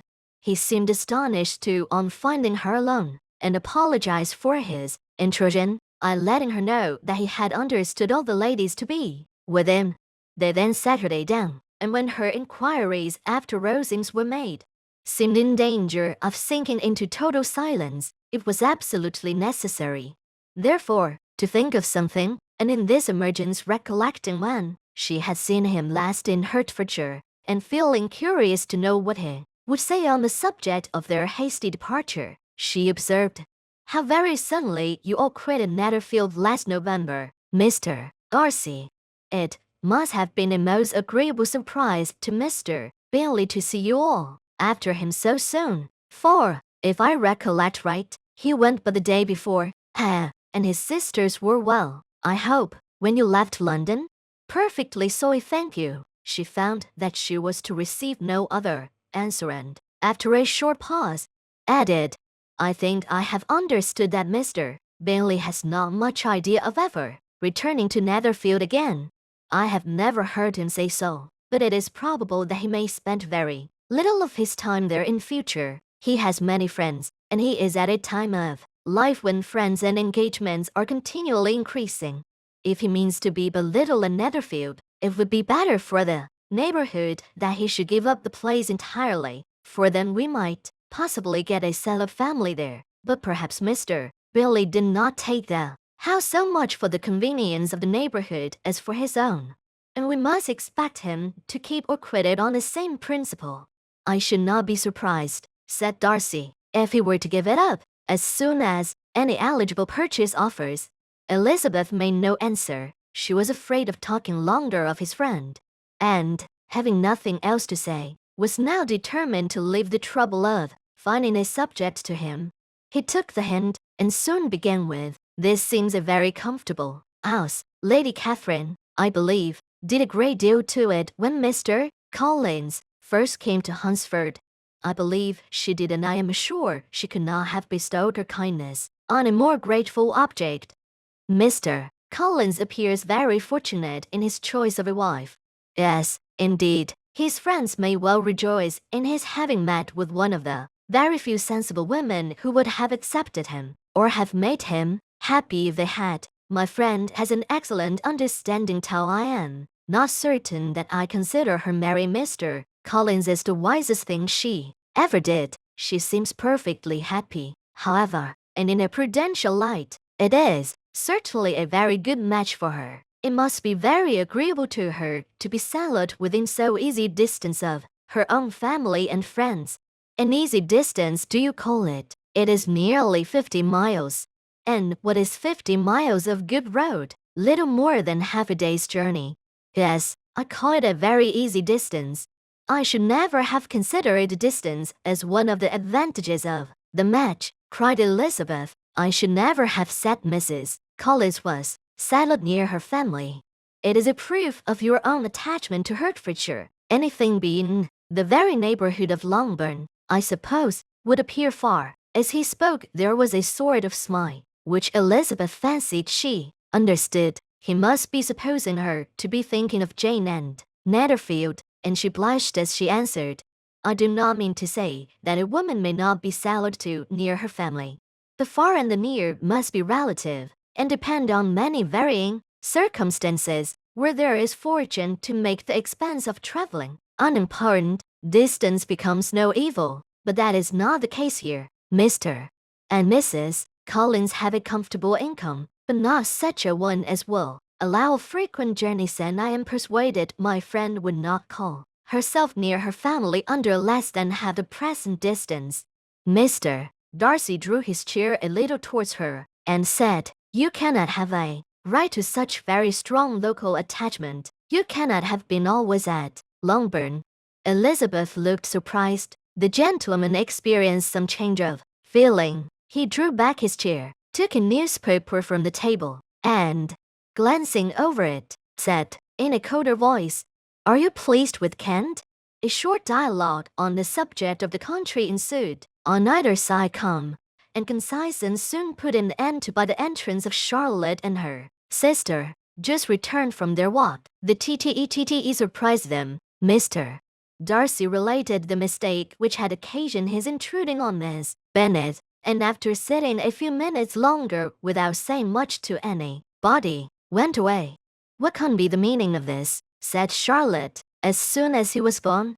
"My dear Eliza, he must be in love with you, or he would never have called on us in this familiar way." But when Elizabeth told of his silence, it did not seem very likely, even to Charlotte's wishes, to be the case, and after various conjectures, they could at last only suppose his visit to proceed from the difficulty of finding anything to do, which was the more probable from the time of year. All field sports were over. Within doors there was Lady Catherine, books, and a billiard table. But gentlemen cannot be always within doors, and in the nearness of the parsonage, or the pleasantness of the walk to it, or of the people who lived in it, the two cousins found a temptation from this period of walking thither almost every day. They called at various times of the morning, sometimes separately, sometimes together, and now and then accompanied by their aunt. It was plain to them all that Colonel Fitzwilliam came because he had pleasure in their society, a persuasion which of course recommended him still more, and Elizabeth was reminded by her own satisfaction in being with him, as well as by his evident admiration of her former favorite George Wickham, and though, in comparing them, she saw there was less captivating softness in Colonel Fitzwilliam's manners, she believed he might have the best informed mind. But why Mr. Darcy came so often to the parsonage, it was more difficult to understand. It could not be for society, as he frequently Saturday there 10 minutes together without opening his lips, and when he did speak, it seemed the effect of necessity rather than of choice. He sacrificed to propriety, not a pleasure to himself. He seldom appeared really animated. Mrs. Collins knew not what to make of him. Colonel Fitzwilliam's occasionally laughing at his stupidity proved that he was generally different, which her own knowledge of him could not have told her, and as she would have liked to believe this changed the effect of love, and the object of that love, her friend Eliza. She set her day herself seriously to work to find it out. She watched him whenever they were at Rosings, and whenever he came to Hunsford, but without much success. He certainly looked at her friend a great deal, but the expression of that look was disputable. It was an earnest, steadfast gaze, but she often doubted whether there were much admiration in it, and sometimes it seemed nothing but absence of mind. She had once or twice suggested to Elizabeth the possibility of his being partial to her, but Elizabeth always laughed at the idea, and Mrs. Collins did not think it right to press the subject, from the danger of raising expectations which might only end in disappointment, for in her opinion it admitted not of a doubt that all her friend's dislike would vanish if she could suppose him to be in her power. In her kind schemes for Elizabeth, she sometimes planned her marrying Colonel Fitzwilliam. He was beyond comparison the pleasantest man.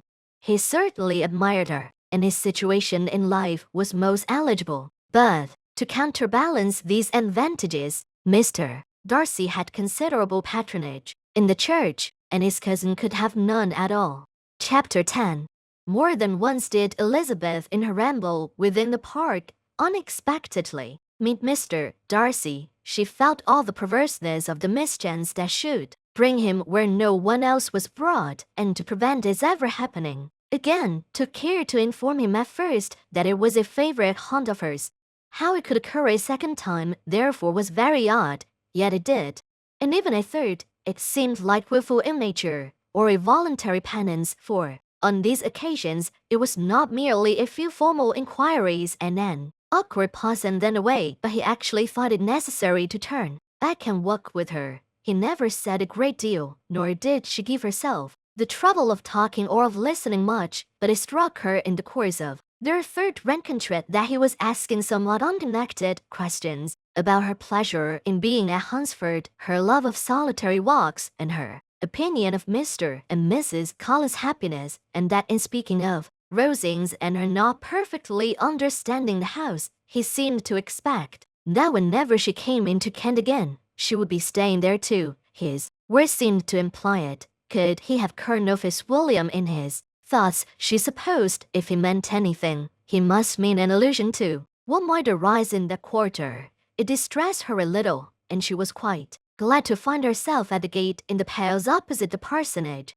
She was engaged one day, as she walked, in reperusing Jane's last letter, and dwelling on some passages which proved that Jane had not written in spirits, when, instead of being again surprised by Mr. Darcy, she saw him, looking up at Colonel Fitzwilliam, was meeting her, putting away the letter immediately and forcing a smile, she said, "I did not know before that you ever walked this way." "I have been making the tour of the park," he replied, "as I generally do every year, and intend to close it with a call at the parsonage. Are you going much farther?" "No, I should have turned in a moment." And accordingly she did turn, and they walked towards the parsonage together.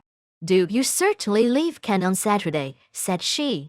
"Yes, if Darcy does not put it off again. But I am at his disposal. He arranges the business just as he pleases, and if not able to please himself in the arrangement, he has at least great pleasure in the power of choice. I do not know anybody who seems more to enjoy the power of doing what he likes than Mr. Darcy." "He likes to have his own way very well," replied Colonel Fitzwilliam, "but so we all do. It is only that he has better means of having it than many others, because he is rich and many others are poor.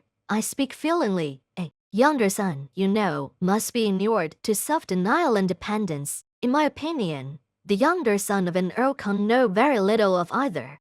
Now, seriously, what have you ever known of self-denial and dependence?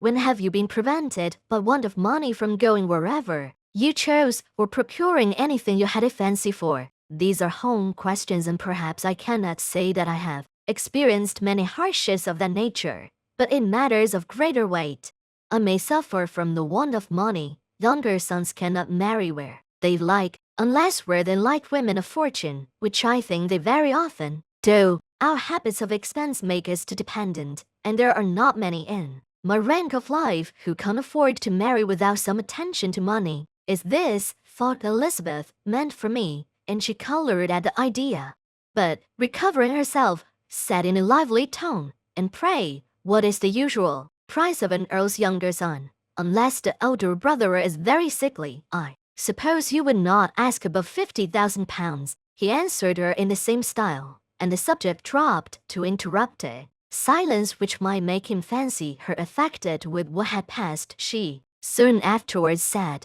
"I imagine your cousin brought you down with him chiefly for the sake of having somebody at his disposal. I wonder he does not marry to secure a lasting convenience of that kind, but perhaps his sister does as well for the present, and as she is under his sole care, he may do what he likes with." "Ah, no," said Colonel Fitzwilliam, "that is an advantage which he must divide with me. I am joined with him in the guardianship of Miss Darcy." "Are you, indeed? And pray what sort of guardians do you make? Does your charge give you much trouble? Young ladies of her age are sometimes a little difficult to manage, and if she has the true Darcy spirit, she may like to have her own way." As she spoke, she observed him looking at her earnestly, in the manner in which he immediately asked her why she supposed Miss Darcy likely to give them any uneasiness, convinced her that she had somehow or other got pretty near the truth. She directly replied, "You need not be frightened. I never heard any harm of her, and I dare say she is one of the most tractable creatures in the world. She is a very great favorite with some ladies of my acquaintance, Mrs. Hurst and Miss Bingley. I think I have heard you say that you know them." "I know them a little. Their brother is a pleasant gentleman-like man, is a great friend of Darcy's." "Oh, yes," said Elizabeth, "truly Mr. Darcy is uncommonly kind to Mr. Bingley, and takes a prodigious deal of care of him." "Care of him? Yes, I really believe Darcy does take care of him in those points where he most wants care. from something that he told me in our journey hither, I have reason to think Bingley very much indebted to him. But I ought to beg his pardon, for I have no right to suppose that Bingley was the person meant. It was all conjecture. What is it you mean? It is a circumstance which Darcy of course would not wish to be generally known, because if it were to get round to the lady's family, it would be an unpleasant thing. You may depend upon my not mentioning it, and remember that I have not much reason for supposing it to be Bingley. What he told me was merely this, that he congratulated himself on having lately saved a friend from the inconveniences of a most imprudent marriage, but without mentioning names or any other particulars, and I only suspected it to be Bingley from believing him the kind of young man to get into a scrape of that sort, and from knowing them to have been together the whole of last summer. Did Mr. Darcy give you his reasons for this interference? I understood that there were some very strong objections against the lady, and what arts did he use to separate them? He did not talk to me of his own arts, said Fitzwilliam, smiling. He only told me what I have now told you. Elizabeth made no answer and walked on, her heart swelling with indignation. After watching her a little, Fitzwilliam asked her why she was so thoughtful. I am thinking of what you have been telling me, said she. Your cousin's conduct does not suit my feelings. Why was he to be the judge? You're rather disposed to call his interference officious. I do not see what right Mr. Darcy had to decide on the propriety of his friend's inclination, or why, upon his own judgment alone, he was to determine and direct in what manner that friend was to be happy. But, she continued, recollecting herself, as we know none of the particulars, it is not fair to condemn him. It is not to be supposed that there was much affection in the case. That is not an unnatural surmise, said Fitzwilliam, but it is lessening the honor of my cousin's triumph very sadly. This was spoken jestingly, but it appeared to her so just a picture of Mr. Darcy that she would not trust herself with an answer, and therefore, abruptly changing the conversation, talked on indifferent matters till they reached the parsonage. There, shut into her own room as soon as their visitor left them, she could think without interruption of all that she had heard.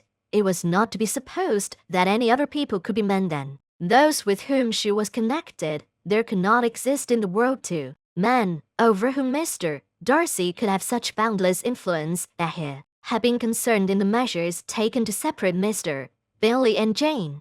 She had never doubted, but she had always attributed to Miss Bingley the principal design and arrangement of them. If his own vanity, however, did not mislead him, he was the cause, his pride and caprice were the cause of all that Jane had suffered and still continued to suffer. He had ruined for it, while every hope of happiness for the most affectionate, generous heart in the world, and no one could say how lasting an evil he might have inflicted. There were some very strong objections against the lady, were Colonel Fitzwilliam's words, and these strong objections probably were her having one uncle who was a country attorney and another who was in business in London.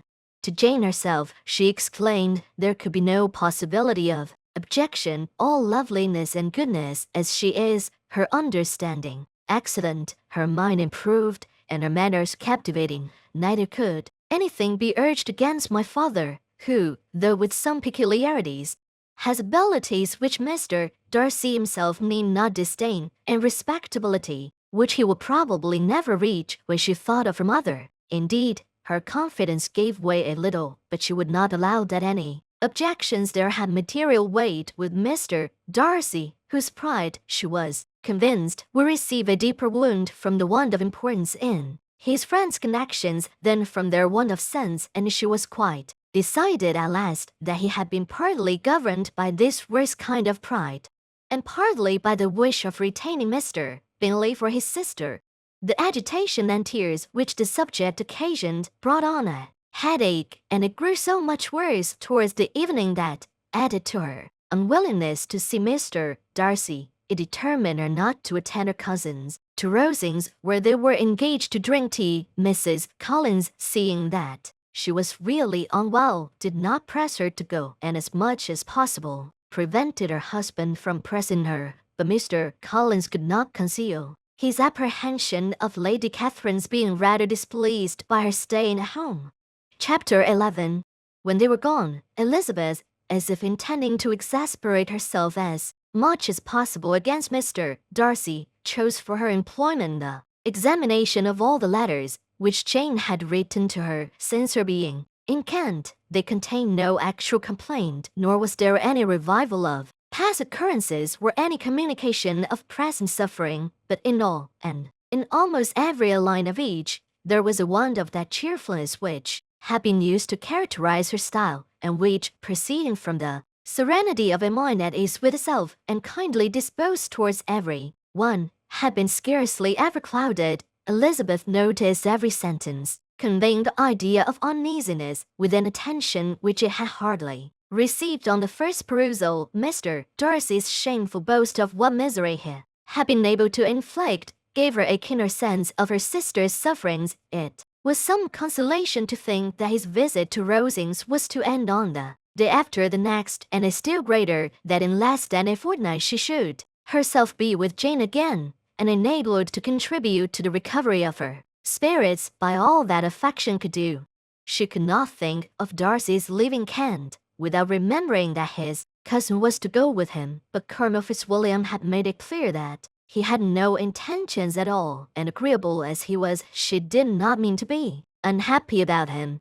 While settling this point, she was suddenly roused by the sound of the door bell, and her spirits were a little fluttered by the idea of its being Colonel Fitzwilliam himself, who had once before called late in the evening, and might now come to inquire particularly after her. But this idea was soon banished, and her spirits were very differently affected when, to her utter amazement, she saw Mr. Darcy walk into the room in an hurried manner. He immediately began an inquiry after her health, imputing his visit to a wish of hearing that you were better. She answered him with cold civility. He sat her down for a few moments, and then getting up walked about the room.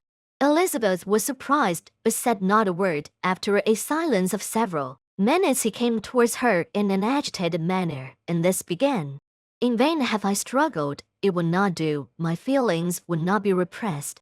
You must allow me to tell you how ardently I admire and love you. Elizabeth's astonishment was beyond expression. She stared, colored, doubted, and was silent. This he considered sufficient encouragement, and the avowal of all that he felt and had long felt for her immediately followed. He spoke well, but there were feelings besides those of the heart to be detailed, and he was not more eloquent on the subject of tenderness than of pride. His sense of her inferiority, of its being a degradation of the family obstacles which judgment had always opposed to inclination, were dwelt on with a warmth which seemed due to the consequence he was winning, but was very unlikely to recommend his suit.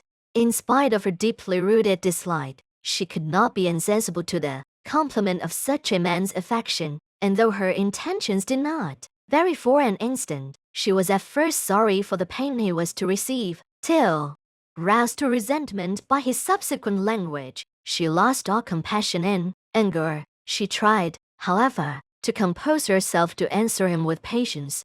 When he should have done, he concluded with representing to her the strength of that attachment which, in spite of all his endeavors, he had found impossible to conquer, and with expressing his hope that it would now be rewarded by her acceptance of his hand. As he said this, she could easily see that he had no doubt of a favorable answer. He spoke of apprehension and anxiety, but his countenance expressed real security. Such a circumstance could only exasperate farther, and when he ceased, the color rose into her cheeks, and she said, "In such cases as this, it is, I believe, the established mode to express a sense of obligation for the sentiments avowed, however unequally they may be returned. It is natural that obligation should be felt, and if I could feel gratitude, I would now thank you, but I can only have never desired your good opinion, and you have certainly bestowed it most unwillingly. I am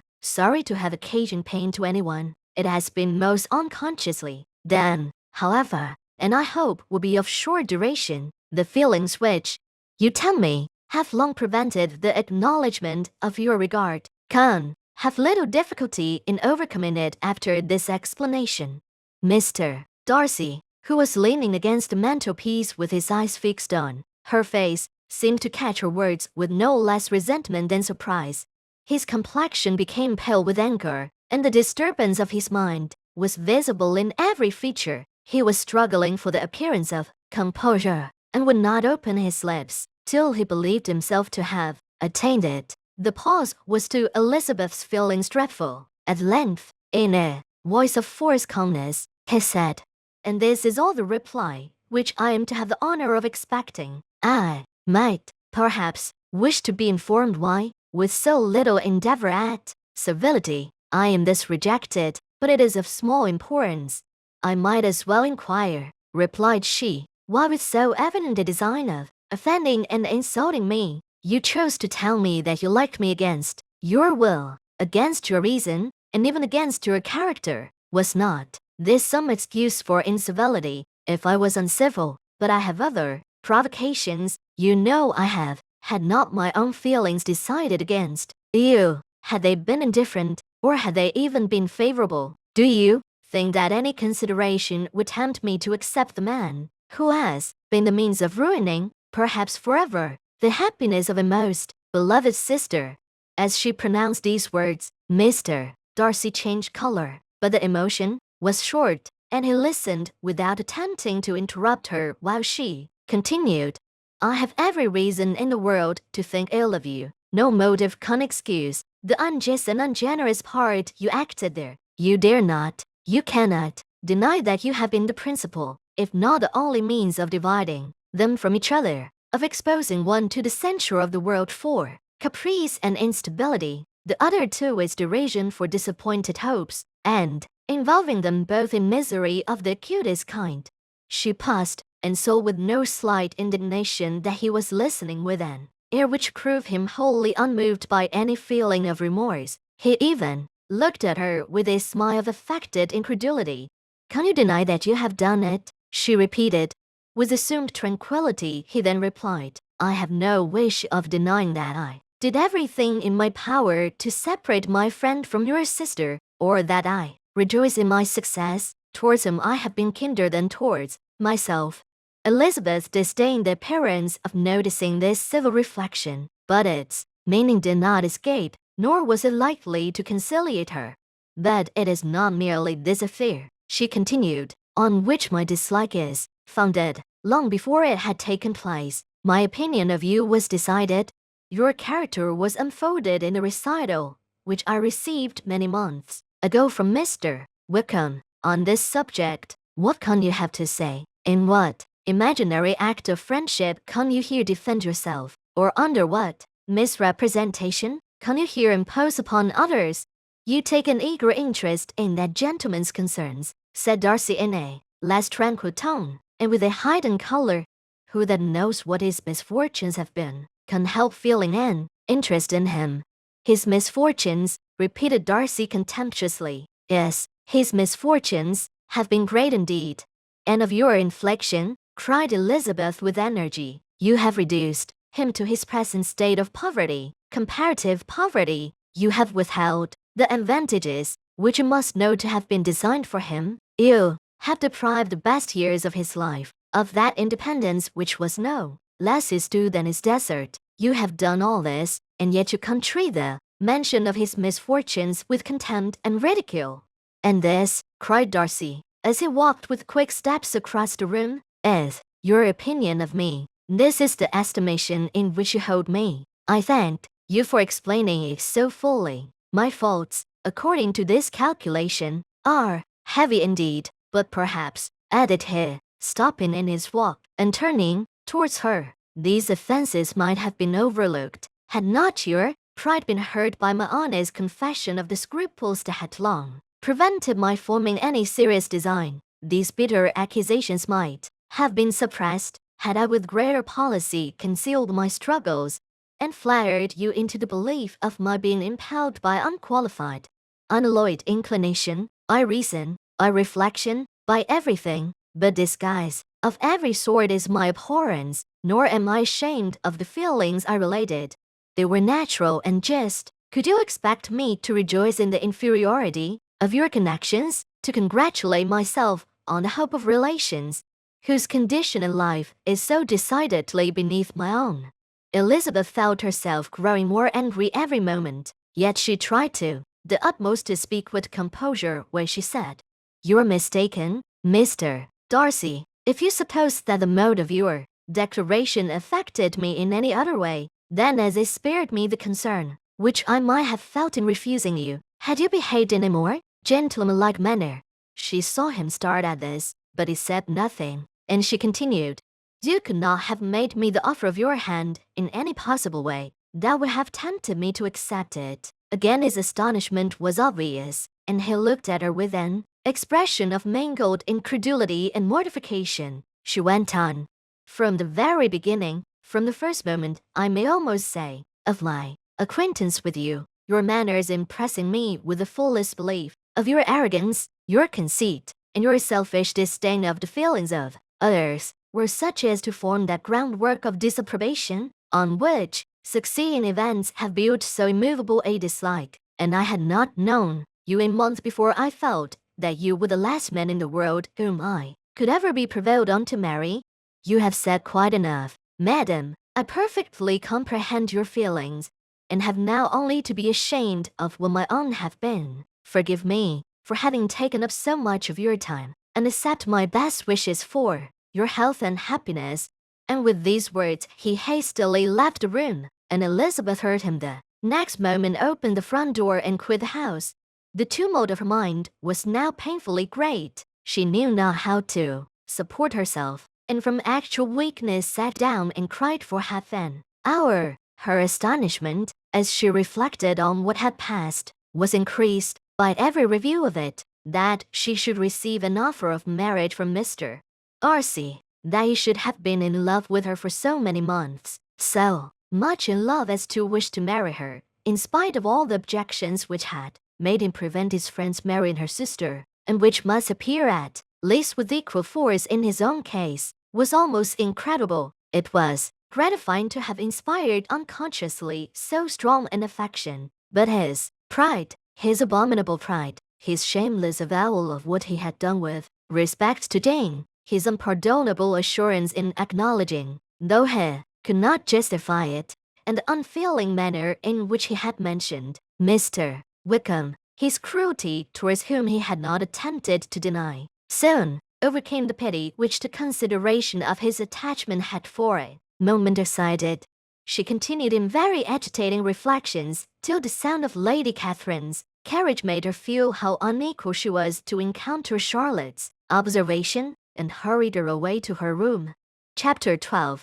Elizabeth awoke the next morning to the same thoughts and meditations, which had at length closed her eyes. She could not yet recover from the surprise of what had happened. It was impossible to think of anything else, and totally indisposed for employment, she resolved soon after breakfast to indulge herself in air and exercise. She was proceeding directly to her favorite walk, when the recollection of Mr. Darcy's sometimes coming there stopped her, and instead of entering the park, she turned up the lane, which led her farther from the turnpike road. The park paling was still the boundary on one side, and she soon passed one of the gates into the ground.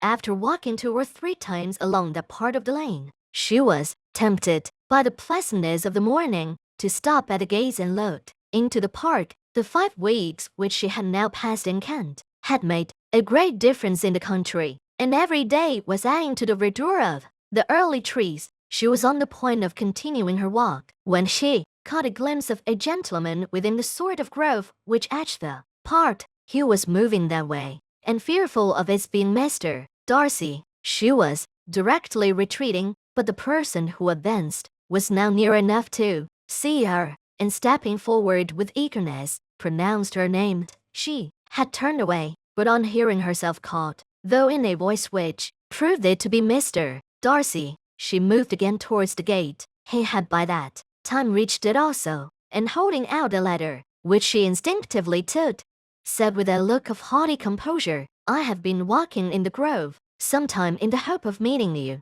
Will you do me the honor of reading that letter?" And then, with a slight bow, turned again into the plantation. and was soon out of sight.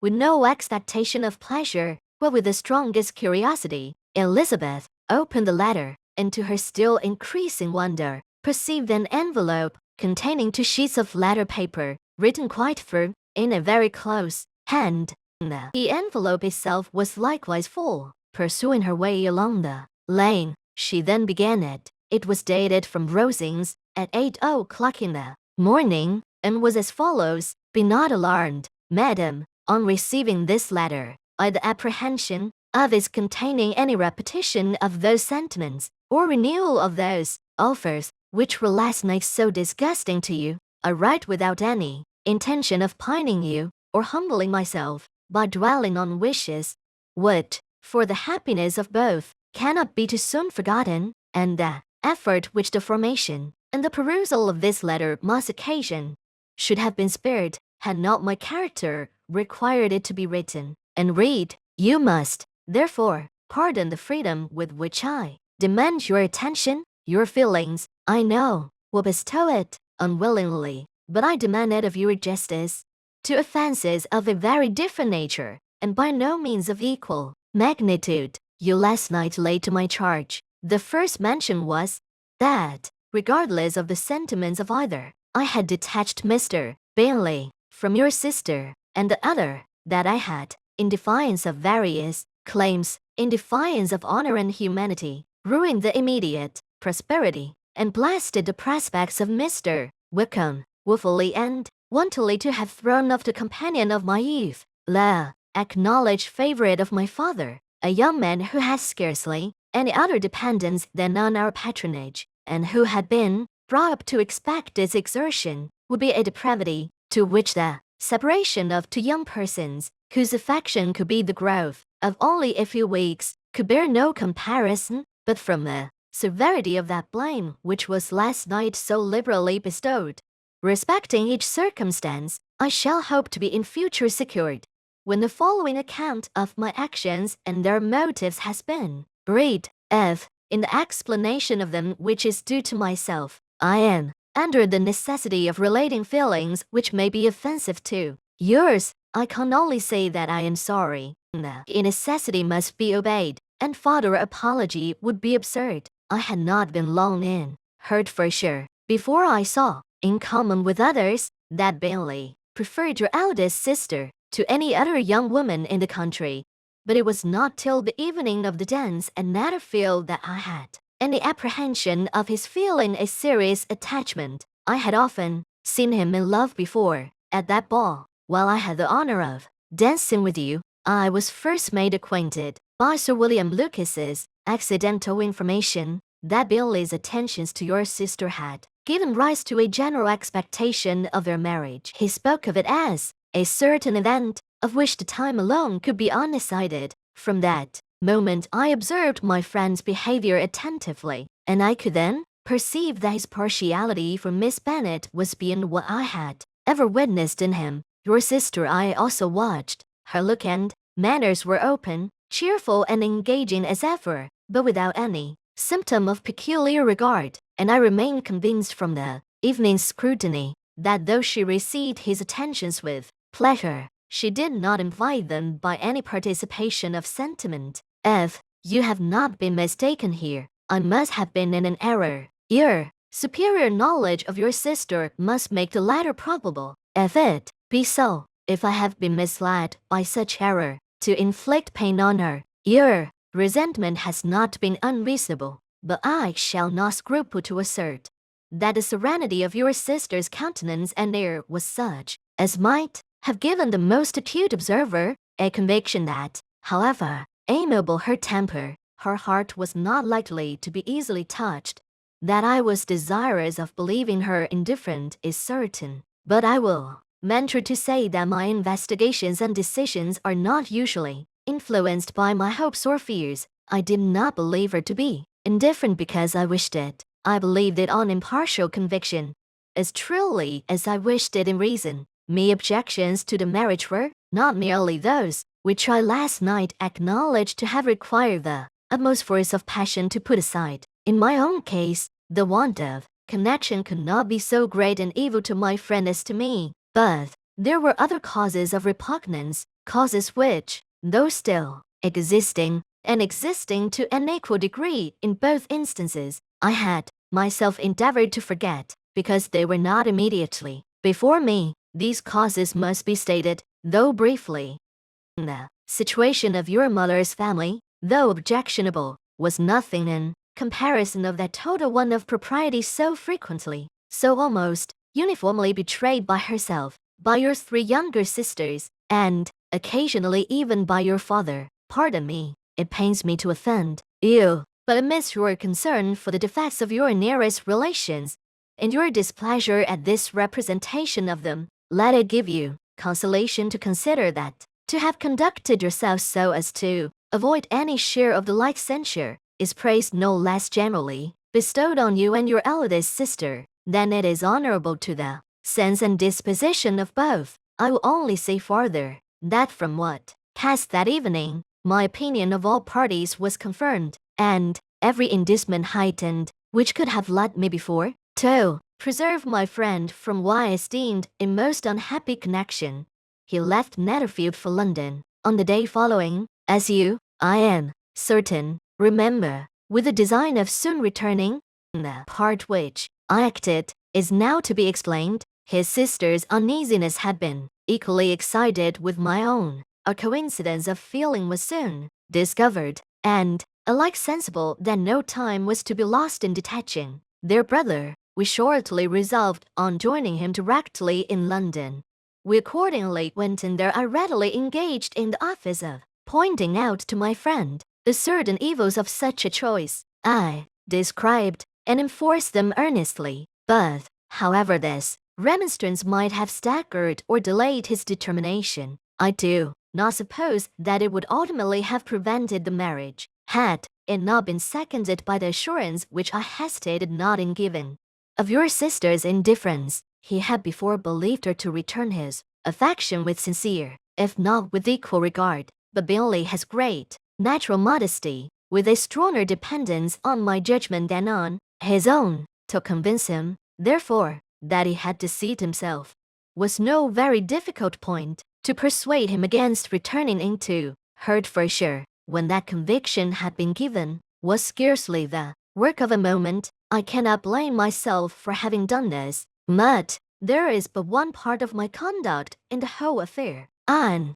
which I do not reflect with satisfaction. It is that I condescended to adopt the measures of art so far as to conceal from him your sisters being in town. I knew it myself, as it was known to Miss Bingley, but her brother is even yet ignorant of it. That they might have met without a consequence is perhaps probable, but his regard did not appear to me enough extinguished for him to see her without some danger. Perhaps this concealment, this disguise, was beneath me, and is done, however, and it was done for the best. On this subject I have nothing more to say, no other apology to offer. If I have wounded your sister's feelings, it was unknowingly done, and though the motives which governed me may to you very naturally appear insufficient, I have not yet learned to condemn them. With respect to that other, or weighty accusation of having injured Mr. Wickham, I can only refute it by laying before you the whole of his connection with my family. Of what he has particularly accused me I am ignorant, but of the truth of what I shall relate, I can summon more than one witness of undoubted veracity. Mr. Wickham is the son of a very respectable man, who had, for many years, the management of all the Pemberley estates, and whose good conduct in the discharge of his trust naturally inclined my father to be of service to him, and on George Wickham, who was his godson, his kindness was therefore liberally bestowed. My father supported him at school, and afterwards at Cambridge. Most important assistance, as his own father, always poor from the extravagance of his wife, would have been unable to give him a gentleman's education. My father was not only fond of this young man's society, whose manners were always engaging, he had also the highest opinion of him, and hoping the church would be his profession, intended to provide for him in it. As for myself, it is many, many years since I first began to think of him in a very different manner. The vicious propensities, the want of principle which he was careful to guard from the knowledge of his best friend, could not escape the observation of a young man of nearly the same age with himself, and who had opportunities of seeing him in unguarded moments. What Mr. Darcy could not have, here again I shall give you pain to what degree you only can't tell, but whatever may be the sentiments which Mr. Wickham has created, a suspicion of their nature shall not prevent me from a thought in his real character. It adds even another motive. My excellent father died about 5 years ago, and his attachment to Mr. Wickham was to the last so steady that in his will he particularly recommended it to me to promote his advancement in the best manner that his profession might allow, and if he took orders, desired that a valuable family living might be his as soon as it became vacant. There was also a legacy of £1,000, his own. Father did not long survive mine, and within half a year from these events, Mr. Wickham wrote to inform me that, having finally resolved against taking orders, he hoped I should not think it unreasonable for him to expect some more immediate pecuniary advantage in lieu of the preferment by which he could not be benefited. He had some intention, he added, of studying the law, and I must be aware that the interest of £1,000 would be a very insufficient support therein. I rather wished than believed him to be sincere, but at any rate was perfectly ready to accede to his proposal. I knew that Mr. Wickham ought not to be a clergyman. The business was therefore soon settled. He resigned all claim to assistance in the church were it possible that he could ever be in a situation to receive it, and accepted in return £3,000. All connection between the seemed now dissolved. I thought too ill of him to invite him to Pemberley, or admit his society in town. In town I believe he chiefly lived, but his studying the law was a mere pretense, and being now free from all restraint, his life was a life of idleness and dissipation. For about 3 years I heard little of him, but on the decease of the incumbent of the living which had been designed for him, he applied to me again by letter for the presentation. His circumstances, he assured me, and I had no difficulty in believing it, were exceedingly bad. He had found the law a most unprofitable study, and was now absolutely resolved on being ordained if I would present him to the living in question, of which he trusted there could be little doubt, as he was well assured that I had no other person to provide for, and I could not have forgotten my revered father's intentions. You will hardly blame me for refusing to comply with this entreaty, or for resisting every repetition of it. His resentment was in proportion to the distress of his circumstances, and he was doubtless as violent in his abuse of me to others as in his reproaches to myself. After this period, every appearance of acquaintance was dropped. How he lived I know not, but last summer he was again most painfully obtruded on my notice. I must now mention a circumstance which I would wish to forget myself, and which no obligation less than the present should induce me to unfold to any human being. Having said this much, I feel no doubt of your secrecy. My sister, who is more than 10 years my junior, was left to the guardianship of my mother's nephew, Colonel Fitzwilliam, and myself. About a year ago, she was taken from school and an establishment formed for her in London, and last summer she went with the lady who presided over it to Ramsgate, and thither also went Mr. Wickham. Undoubtedly by design, for there proved to have been a prior acquaintance between him and Mrs. Young, in whose character we were most unhappily deceived, and by her connivance and aid he so far recommended himself to Georgiana, whose affectionate heart retained a strong impression of his kindness to her as a child, that she was persuaded to believe herself in love, and to consent to an elopement. She was then but 15, which must be her excuse, and after stating her imprudence, I am happy to add that I owe the knowledge of it to herself. I joined them unexpectedly a day or two before the intended elopement, and then Georgiana, unable to support the idea of grieving and offending a brother whom she almost looked up to as a father, acknowledged the whole to me. You may imagine what I felt and how I acted. Regard for my sister's credit and feelings prevented any public exposure but I wrote to Mr. Wickham, who left the place immediately, and Mrs. Young was of course removed from her charge. Mr. Wickham's chief object was unquestionably my sister's fortune, which is £30,000, but I cannot help supposing that the hope of revenging himself on me was a strong inducement. His revenge would have been complete indeed. This, madam, is a faithful narrative of every event in which we have been concerned together, and if you do not absolutely reject it as false, you will, I hope, acquit me henceforth of cruelty towards Mr. Wickham. I know not in what manner, under what form of falsehood he has imposed on you, but his success is not perhaps to be wondered at. Ignorant as you previously were of everything concerning either, detection could not be in your power, and suspicion certainly not in your inclination. You may possibly wonder why all this was not told you last night, but I was not then master enough of myself to know what could or ought to be revealed. For the truth of everything here related, I can appeal more particularly to the testimony of Colonel Fitzwilliam, who from our near relationship and constant intimacy, and still more as one of the executors of my father's will, has been unavoidably acquainted with every particular of these transactions. If your abhorrence of me should make my assertions valueless, you cannot be prevented by the same cause from confiding in my cousin, and that there may be the possibility of consulting him. I shall endeavor to find some opportunity of putting this letter in your hands in the course of the morning. I will only add, God bless you. Fitzwilliam Darcy. Chapter 13. If Elizabeth, when Mr. Darcy gave her the letter, did not expect it to contain a renewal of his offers, she had formed no expectation at all of its contents.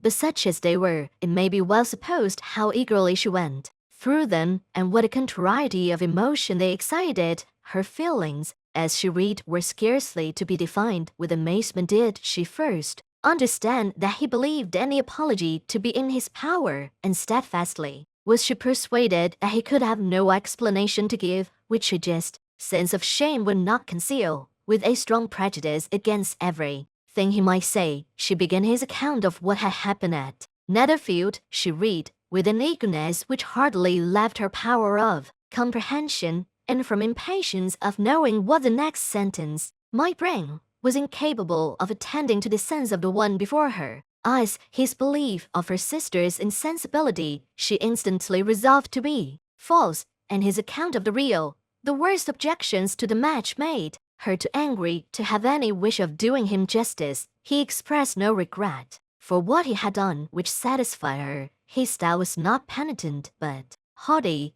It was all pride and insolence. But when this subject was succeeded by his account of Mr. Wickham, when she read with somewhat clearer attention a relation of events, would, if true, must overthrow every cherished opinion of his worth, and which bore so alarming an affinity to his own history of himself, her feelings were yet more acutely painful and more difficult of definition. Astonishment, apprehension, and even horror oppressed her. She wished to discredit it entirely, repeatedly exclaiming, "This must be false, this cannot be, this must be the grossest falsehood." And when she had gone through the whole letter, though scarcely knowing anything of the last page or two, put it hastily away, protesting that she would not regard it, that she would never look in it again. In this perturbed state of mind, with thoughts that could rest on nothing, she walked on, but it would not do. In half a minute the letter was unfolded again, and collecting herself as well as she could, she again began the mortifying perusal of all that related to Wickham, and commended herself so far as to examine the meaning of every sentence. The account of his connection with the Pemberley family was exactly what he had related himself, and the kindness of the late Mr. Darcy, though she had not before known its extent, agreed equally well with his own words. So far each recital confirmed the other, but when she came to the will, the difference was great. What Wickham had said of the living was fresh in her memory, and as she recalled his very words, it was impossible not to feel that there was gross duplicity on one side or the other, and, for a few moments, she flattered herself that her wishes did not err. But when she read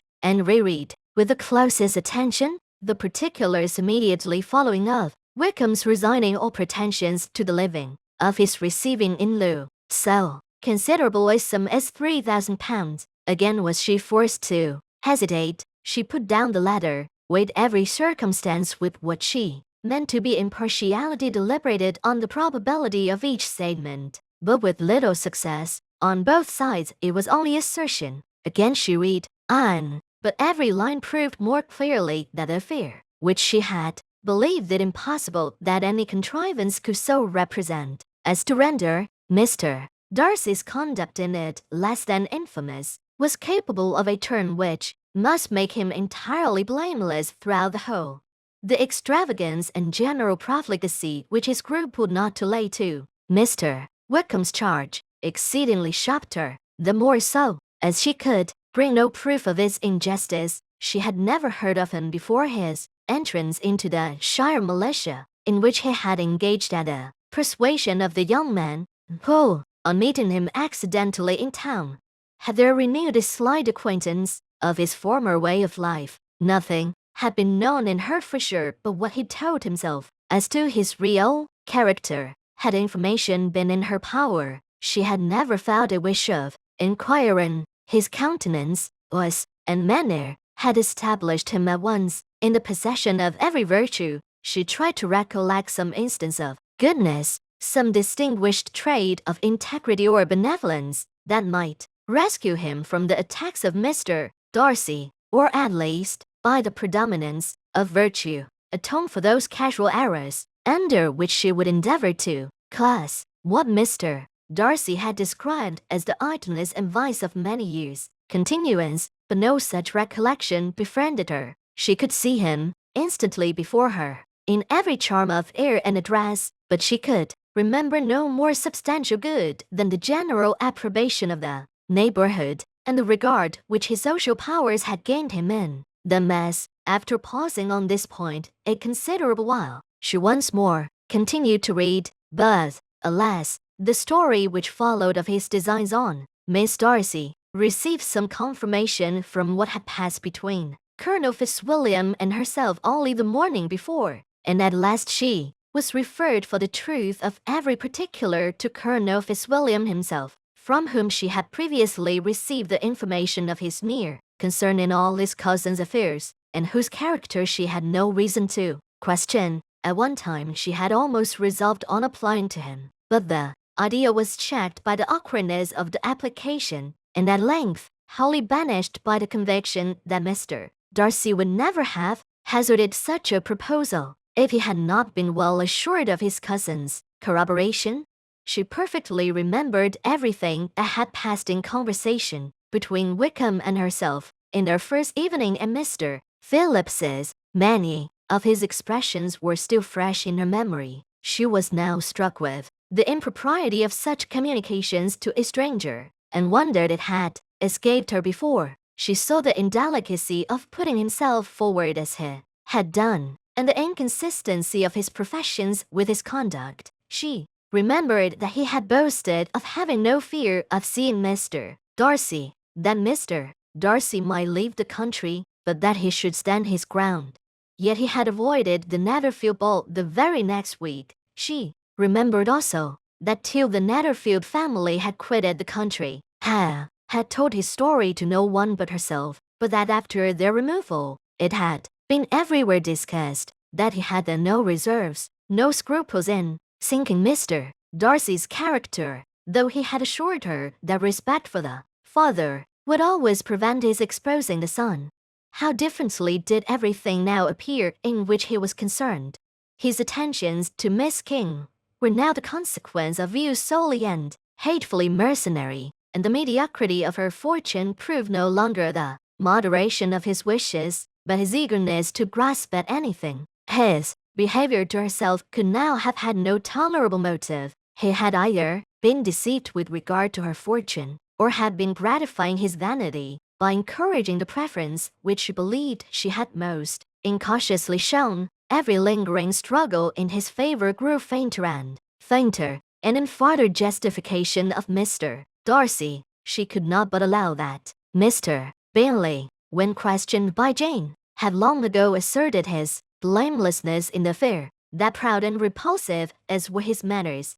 She had never, in the whole course of their acquaintance, an acquaintance which had latterly brought them much together, and given her a sort of intimacy with his ways, seen anything that betrayed him to be unprincipled, or unjust, anything that spoke him of religious or immoral habits, that, among his own connections, he was esteemed and valued, that even Wickham had allowed him merit as a brother, and that she had often heard him speak so affectionately of his sister as to prove him capable of some amiable feeling, that had his actions been what Wickham represented them, so gross a violation of everything right could hardly have been concealed from the world, and that friendship between a person capable of it, and such an amiable man as Mr. Bingley, was incomprehensible. She grew absolutely ashamed of herself, of neither Darcy nor Wickham. Could she think, without feeling that she had been blind, partial, prejudiced, absurd? How despicably have I acted, she cried, I, who have prided myself on my discernment, I, who have valued myself on my abilities, who have often disdained the generous candor of my sister, and gratified my vanity in useless or blamable distress. How humiliating is this discovery, yet how just a humiliation! Had I been in love, I could not have been more wretchedly blind, but vanity, not love, has been my folly, pleased with the preference of one, and offended by the neglect of the other. On the very beginning of our acquaintance, I have courted prepossession and ignorance, and driven reason away where either were concerned. Till this moment I never knew myself. From herself to Jane, from Jane to Bingley, her thoughts were in a line which soon brought to her recollection that Mr. Darcy's explanation there had appeared very insufficient, and she read it again. Widely different was the effect of a second perusal. How could she deny the credit to his assertions in one instance which she had been obliged to give in the other? He declared himself to have been totally unsuspicious of her sister's attachment, and she could not help remembering what Charlotte's opinion had always been. Neither could she deny the justice of his description of Jane. She felt that Jane's feelings, though fervent, were little displayed, and that there was a constant complacency in her air and manner, not often united with great sensibility. When she came to that part of the letter in which her family were mentioned in terms of such mortifying yet merited reproach, her sense of shame was severe. The justice of the charge struck her too forcibly for denial, and the circumstances to which he particularly alluded as having passed at the Netherfield ball, and as confirming all his first disapprobation, could not have made a stronger impression on his mind than on hers. The compliment to herself and her sister was not unfelt. It soothed, but it could not console her for the contempt which had been thus self-attracted by the rest of her family, and as she considered that Jane's disappointment had in fact been the work of her nearest relations, and reflected how materially the credit of both must be hurt by such impropriety of conduct, she felt depressed beyond anything she had ever known before. After wandering along the lane for 2 hours, giving way to every variety of thought, reconsidering events, determining probabilities, and reconciling herself as well as she could to a change so sudden and so important, fatigue and a recollection of her long absence made her at length return home, and she entered the house with the wish of appearing cheerful as usual, and the resolution of repressing such reflections as must make her unfit for conversation. She was immediately told that the 2 gentlemen from Rosings had each called during her absence, Mr. Darcy only for a few minutes to take leave, but that Colonel Fitzwilliam had been sitting with them at least an hour, hoping for her return, and almost resolving to walk after her till she could be found. Elizabeth could but just affect concern in missing him. She really rejoiced at it. Colonel Fitzwilliam was no longer an object. She could think only of her letter. Chapter 14. The 2 gentlemen left Rosings the next morning, and Mr. Collins, having been in waiting near the lodges to make them his parting obeisance, was able to bring home the pleasing intelligence of their appearing in very good health and in as tolerable spirits as could be expected after the melancholy scene so lately gone through at Rosings. To Rosings he then hastened to consoled Lady Catherine and her daughter, and on his return brought back with great satisfaction a message from her ladyship importing that she felt herself so dull as to make her very desirous of having them all to dine with.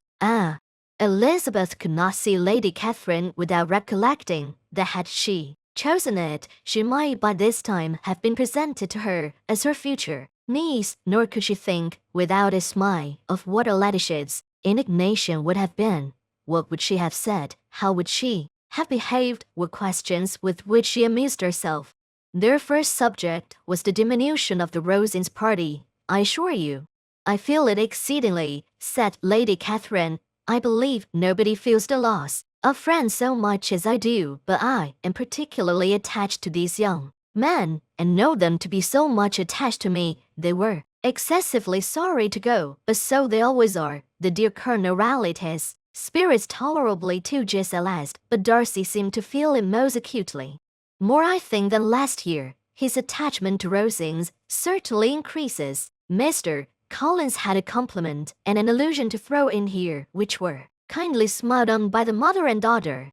Lady Catherine observed after dinner that Miss Bennet seemed out of spirits, and immediately accounting for it herself by supposing that she did not like to go home again so soon, she added, "But if that is the case, you must write to your mother to beg that you may stay a little longer. Mrs. Collins will be very glad of your company, I am sure." "I am much obliged to your ladyship for your kind invitation," replied Elizabeth, "but it is not in my power to accept it. I must be in town next Saturday." "Why, at that rate, you will have been here only 6 weeks. I expected you to stay 2 months. I told Mrs. Collins so before you came. There can be no occasion for your going so soon. Mrs. Bennet could certainly spare you for another fortnight, but my father cannot. He wrote last week to hurry my return." "Oh, your father of course may spare you, if your mother can. Daughters are never of so much consequence to a father, and if you will stay another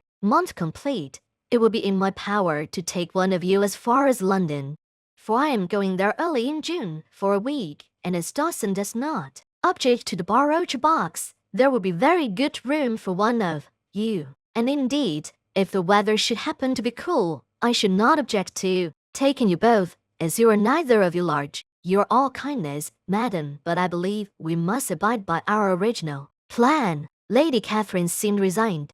"Mrs. Collins, you must send a servant with them. You know I always speak my mind, and I cannot bear the idea of 2 young women traveling post by themselves. It is highly improper. You must contrive to send somebody. I have the greatest dislike in the world to that sort of thing. Young women should always be properly guarded and attended according to their situation in life. When my niece Georgiana went to Ramsgate last summer, I made a point of her having 2 men servants go with her. Miss Darcy, the daughter of Mr. Darcy of Pemberley, and Lady Anne could not have appeared with propriety in a different manner. I am excessively attentive to all those things. You must send John with the young ladies, Mrs. Collins.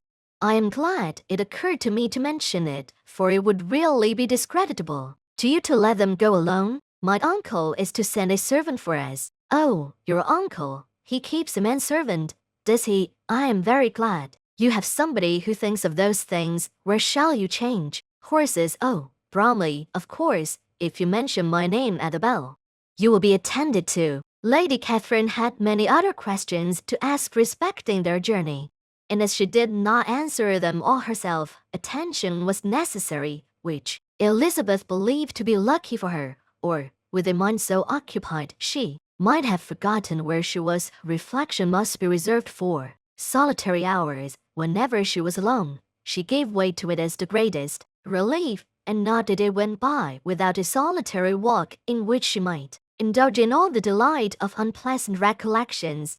Mr. Darcy's letter she was in a fair way of soon knowing by heart. She studied every sentence, and her feelings towards its writer were at times widely different. When she remembered the style of his address, she was still full of indignation, but when she considered how unjustly she had condemned and upbraided him, her anger was turned against herself, and his disappointed feelings became the object of compassion. His attachment excited gratitude, his general character respect, but she could not approve him, nor could she for a moment repent her refusal, or feel the slightest inclination ever to see him again. In her own past behavior, there was a constant source of vexation and regret, and in the unhappy defects of her family a subject of yet heavier chagrin. They were hopeless of remedy. Her father, contented with laughing at them, would never exert himself to restrain the wild giddiness of his youngest daughters, and her mother, with manners so far from right herself, was entirely insensible of the evil.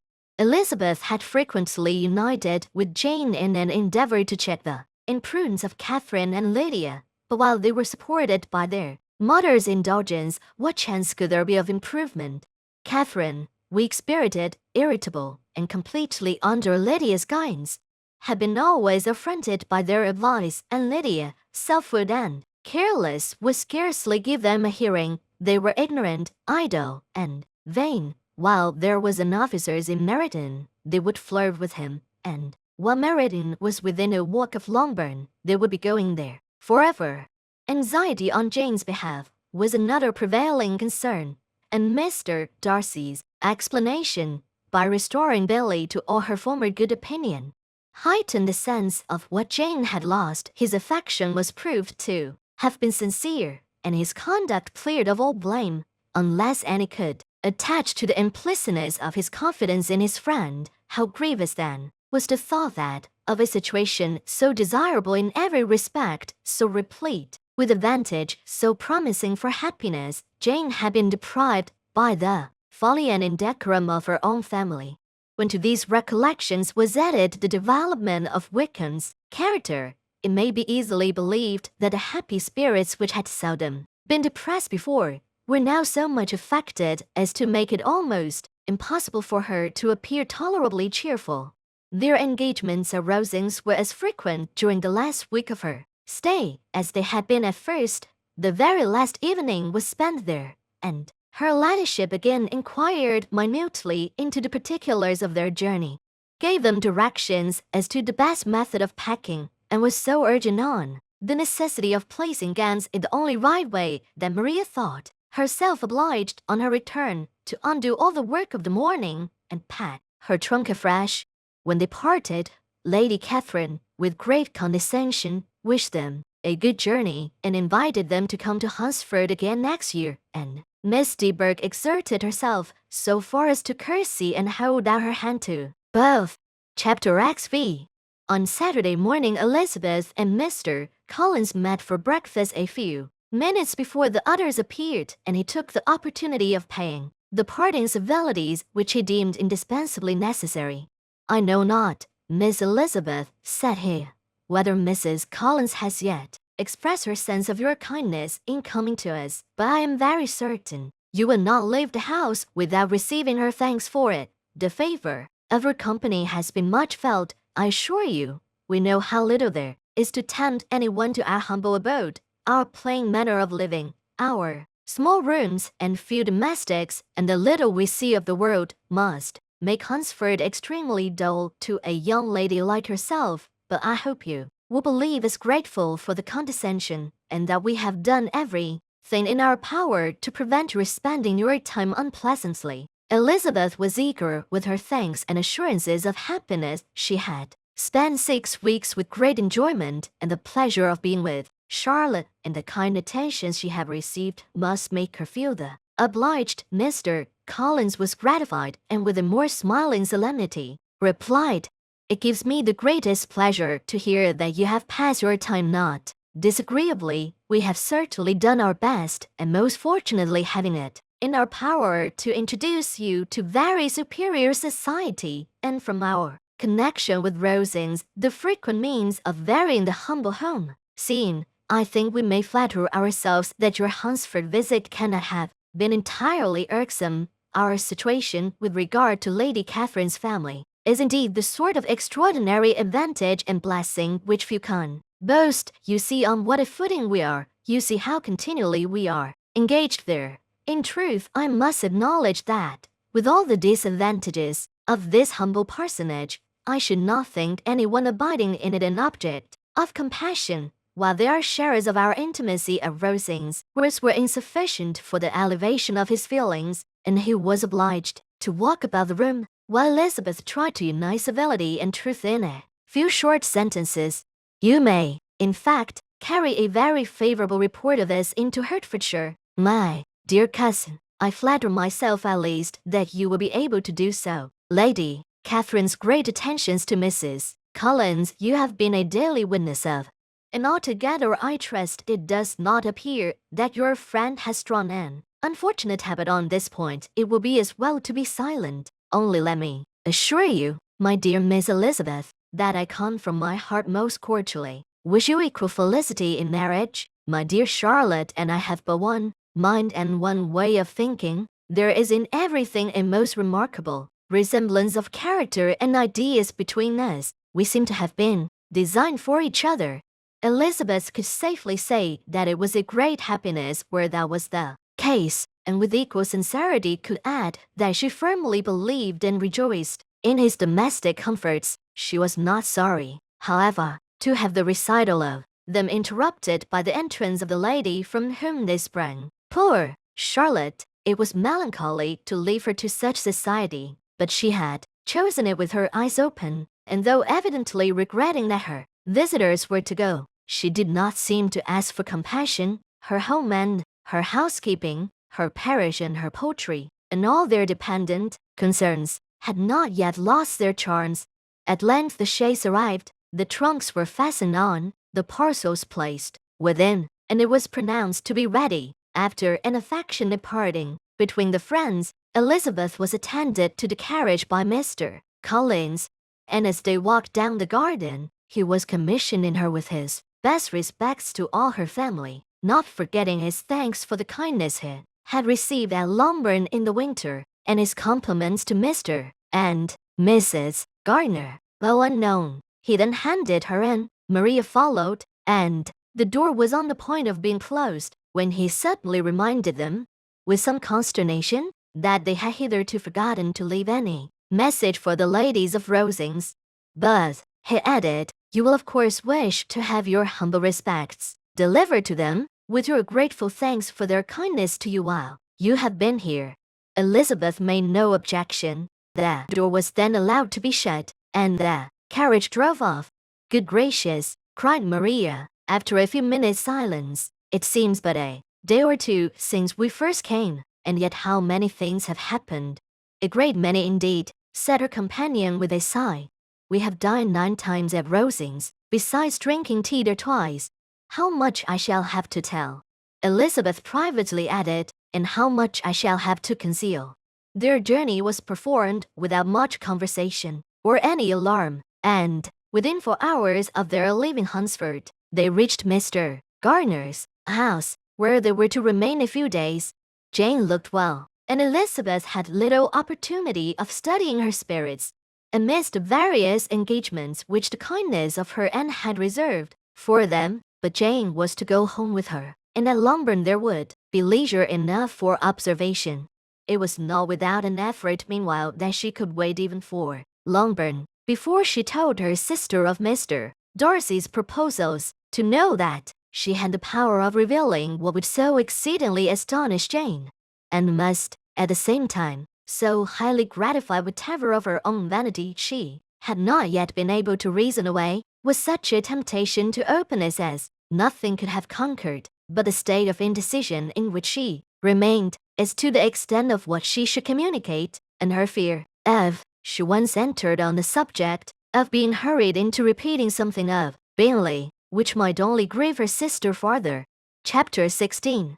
It was the 2nd week in May, in which the 3 young ladies set out, together from Gracechurch Street, for the town of Hertfordshire, and, as they drew near the appointed inn where Mr. Bennet's carriage was to meet them, they quickly perceived, in token of the coachman's punctuality, both Kitty and Lydia looking out of a dining-room upstairs. These 2 girls had been above an hour in the place, happily employed in visiting an opposite milliner, watching the sentinel on guard, and dressing a salad and cucumber.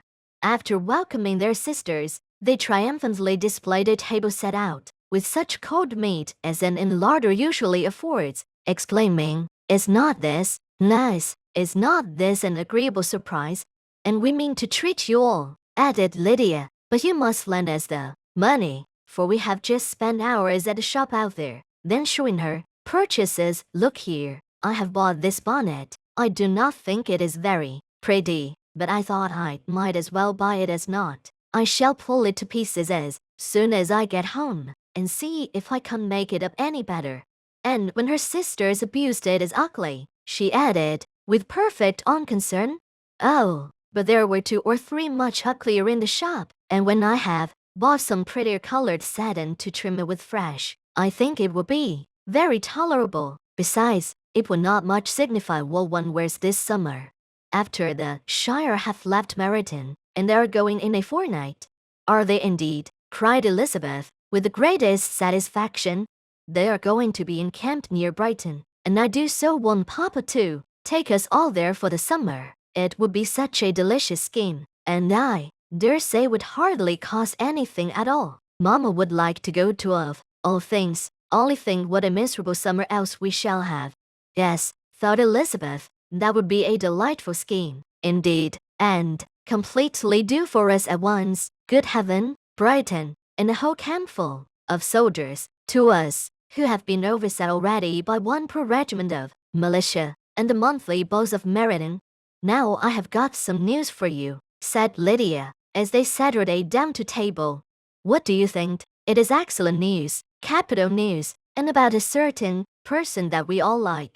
Jane and Elizabeth looked at each other, and the waiter was told that he need not stay. Lydia laughed and said, "Aye, that is just like your formality and discretion. You thought the waiter must not hear. As if he cared. I dare say he often hears worse things said than I'm going to say, but he is an ugly fellow. I am glad he is gone. I never saw such a luncheon in my life. Well, but now for my news. It is about dear Wickham. Too good for the waiter, is not it? There is no danger of Wickham's marrying Mary King. There's for you. She is gone down to her uncle at Liverpool, gone to stay. Wickham is safe, and Mary King is safe," added Elizabeth, "safe from a connection, imprudent as to fortune. She is a great fool for going away, if she liked him, but I hope there is no strong attachment on either side," said Jane. "I am sure there is not on his. I will answer for it he never cared 3 straws about her. Who could about such a nasty little freckled thing?" Elizabeth was shocked to think that, however incapable of such coarseness of expression herself, the coarseness of the sentiment was little other than her own breast had formerly harbored and fancied liberal. As soon as all had ate, and the elder ones paid, the carriage was ordered, and, after some contrivance, the whole party, with all their boxes, work-bags, and parcels, and the unwelcome addition of Kitty's and Lydia's purchases, or seated in it. "How nicely we're crammed in," cried Lydia. "I am glad I bought my on it, if it is only for the fun of having another bandbox. Well, now let us be quite comfortable and smooth, and talk and laugh all the way home. And in the first place, let us hear what has happened to you all since you went away. Have you seen any pleasant men? Have you had any flirting? I was in great hopes that one of you would have got a husband before you came back. Jane will be quite an old maid soon, I declare. She is almost 3 and 20. Lord, how ashamed I should be of not being married before 3 and 20. My Aunt Phillips wants you so to get husbands. You can think. She says Lizzie had better have taken Mr. Collins, but I do not think there would have been any fun in it. Lord, how I should like to be married before any of you, and then I would chaperone you about to all the balls. Dear me.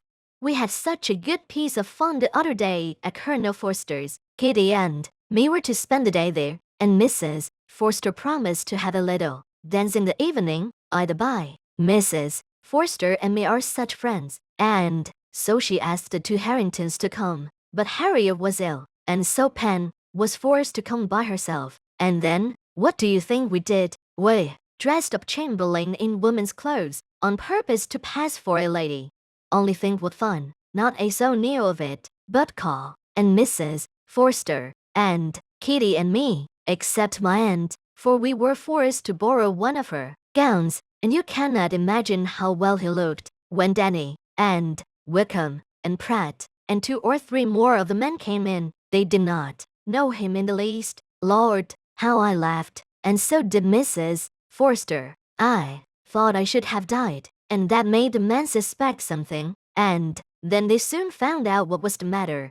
With such kind of histories of their parties and good jokes, did Lydia, assisted by Kitty's hints and additions, endeavor to amuse her companions all the way to Longbourn. Elizabeth listened as little as she could, but there was no escaping the frequent mention of Wickham's name.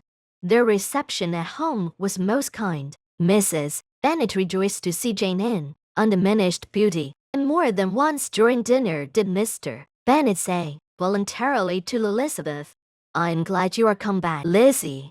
Their party in the dining room was large, for almost all the Lucases came to meet Maria and hear the news, and various were the subjects which occupied them. Lady Lucas was inquiring of Maria across the table after the welfare and poetry of her eldest daughter. Mrs. Bennet was doubly engaged, on one hand collecting an account of the present fashions from Jane, who sat some way below her, and on the other, retailing them all to the younger Miss Lucases, and Lydia, in a voice rather louder than any other person's, was enumerating the various pleasures of the morning to anybody who would hear her.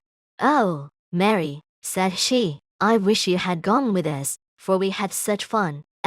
We went alone. Kitty and me drew up all the blinds, and pretended there was nobody in the coach, and I should have gone so all the way, if Kitty had not been sick. And when we got to the George, I do think we behaved very handsomely, for we treated the other 3 with the nicest coat luncheon in the world, and if you would have gone, we would have treated you too. And then when we came away, it was such fun. I thought we never should have got into the coach. I was ready to die of laughter, and then we were so merry all the way home. We talked and laughed so loud that anybody might have heard us 10 miles off."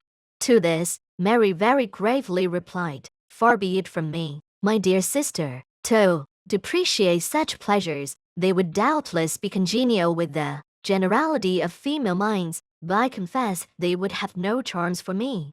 I should infinitely prefer a book." But of this answer, Lydia heard not a word. She seldom listened to anybody for more than half a minute, and never attended to Mary at all. In the afternoon, Lydia was urgent with the rest of the girls to walk to Meryton and see how everybody went on, but Elizabeth steadily opposed the scheme. It should not be said that the Miss Bennets could not be at home. Half a day before they were in pursuit of the officers. There was another reason too for her opposition. She dreaded seeing Wickham again, and was resolved to avoid it as long as possible. The comfort to her of the regiment's approaching removal was indeed beyond expression. In a fortnight they were to go, and once gone, she hoped there could be nothing more to plague her on his account.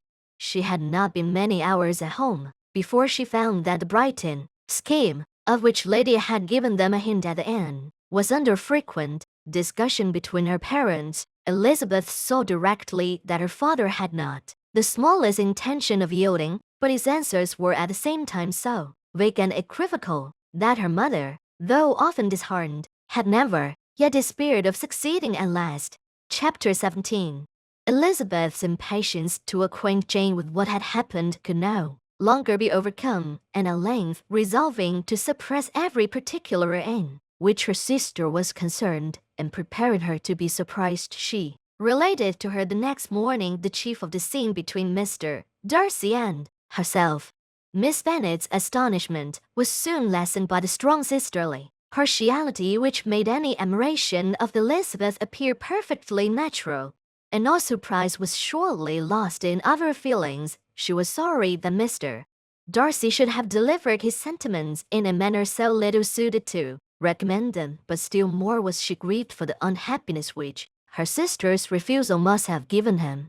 "His being so sure of succeeding was wrong," said she, "and certainly ought not to have appeared, but consider how much it must increase his disappointment." "Indeed," replied Elizabeth, "I am heartily sorry for him, but he has other feelings which will probably soon drive away his regard for me. You do not blame me, however, for refusing him. Blame you? Oh, no. But you blame me for having spoken so warmly of Wickham, nor do not know that you were wrong in saying what you did. But you will know it when I have told you what happened the very next day. She then spoke of the letter, repeating the whole of its contents as far as they concerned George Wickham. What a stroke was this for poor Jane, who would willingly have gone through the world without believing that so much wickedness existed in the whole race of mankind as was here collected in one individual. Nor was Darcy's vindication, though grateful to her feelings, capable of consoling her for such discovery. Most earnestly did she labor to prove the probability of error and seek to clear one without involving the other. This will not do, said Elizabeth. You never will be able to make both of them good for anything. Take your choice, but you must be satisfied with only one. There is but such a quantity of merit between them, just enough to make one good sort of man, and of late it has been shifting about pretty much. For my part, I am inclined to believe it all Mr. Darcy's, but you shall do as you choose. It was some time, however, before a smile could be extorted from Jane. I do not know when I have been more shocked, said she. Wickham so very bad, it is almost past belief, and poor Mr. Darcy, dear Lizzie, only consider what he must have suffered, such a disappointment, and with the knowledge of your own opinion too, and having to relate such a thing of his sister. It is really too distressing. I am sure you must feel it so. Oh, no, my regret and compassion are all done away by seeing you so full of both. I know you will do him such ample justice that I am growing every moment more unconcerned and indifferent. Your profusion makes me saving, and if you lament over him much longer, my heart will be as light as a feather. Poor Wickham, there is such an expression of goodness in his countenance, such an openness and gentleness in his manner. There certainly was some great mismanagement in the education of those two young men. One has got all the goodness, and the other all the appearance of it. I never thought Mr. Darcy so deficient in the appearance of it as you used to do, and yet I meant to be uncommonly clever in taking so decided a dislike to him without any reason. It is such a spur to one's genius, such an opening for wit to have a dislike of that kind. One may be continually abusive without saying anything just, but one cannot be always laughing at a man without now and then stumbling on something witty. Lizzie, when you first read that letter, I am sure you could not treat the matter as you do now. Indeed, I could not. I was uncomfortable enough. I was very uncomfortable. I may say unhappy, and with no one to speak to of what I felt, no Jane to comfort me and say that I had not been so very weak and vain and nonsensical as I knew I had. Oh, how I wanted you! How unfortunate that you should have used such very strong expressions in speaking of Wickham to Mr. Darcy, for now they do appear wholly undeserved. Certainly, but the misfortune of speaking with bitterness is a most natural consequence of the prejudices I had been encouraging. There is one point on which I want your advice. I want to be told whether I ought or ought not to make our acquaintance in general understand Wickham's character. Miss Bennet paused a little and then replied, surely there can be no occasion for exposing him so dreadfully. What is your own opinion? That it ought not to be attempted. Mr. Darcy has not authorized me to make his communication public. On the contrary, every particular relative to his sister was meant to be kept as much as possible to myself, and if I endeavor to undeceive people as to the rest of his conduct, who will believe me? The general prejudice against Mr. Darcy is so violent that it would be the death of half the good people in Meryton to attempt to place him in an amiable light. I am not equal to it. Wickham will soon be gone, and therefore it will not signify to anybody here what he really is. Some time hence it will be all found out, and then we may laugh at their stupidity in not knowing it before. At present, I will say nothing about it. You're quite right. To have his errors made public might ruin him forever. He is now perhaps sorry for what he has done, and anxious to re-establish a character. We must not make him desperate. The tumult of Elizabeth's mind was allayed by this conversation. She had got rid of two of the secrets which had weighed on her for a fortnight, and was certain of a willing listener in Jane whenever she might wish to talk again of either. But there was still something lurking behind, of which Prudence forbade the disclosure. She dared not relay the other half of Mr. Darcy's letter, nor explain to her sister how sincerely she had been valued by his friend. Here was knowledge in which no one could partake, and she was sensible that nothing less than a perfect understanding between the parties could justify her in throwing off this last encumbrance of mystery. And then, said she, if that very improbable event should ever take place, I shall nearly be able to tell what Bingley may tell in a much more agreeable manner himself. The liberty of communication cannot be mine till it has lost all its value. She was now, on being settled at home, at leisure to observe the real state of her sister's spirits. Jane was not happy. She still cherished a very tender affection for Bingley, having never even fancied herself in love before. Her regard had all the warmth of first attachment, and from her age and disposition, greater steadiness than first attachments often boast, and so fervently did she value his remembrance and prefer him to every other man, that all her good sense and all her attention to the feelings of her friends were requisite to check the indulgence of those regrets which must have been injurious to her own health and their tranquillity. "Well, Lizzie," said Mrs. Bennet one day, "what is your opinion now of this sad business of Jane's? For my part, I am determined never to speak of it again to anybody. I told my sister Phillips so the other day, but I cannot find out that Jane saw anything of him in London. Well, he is a very undeserving young man, and I do not suppose there is the least chance in the world of her ever getting him now.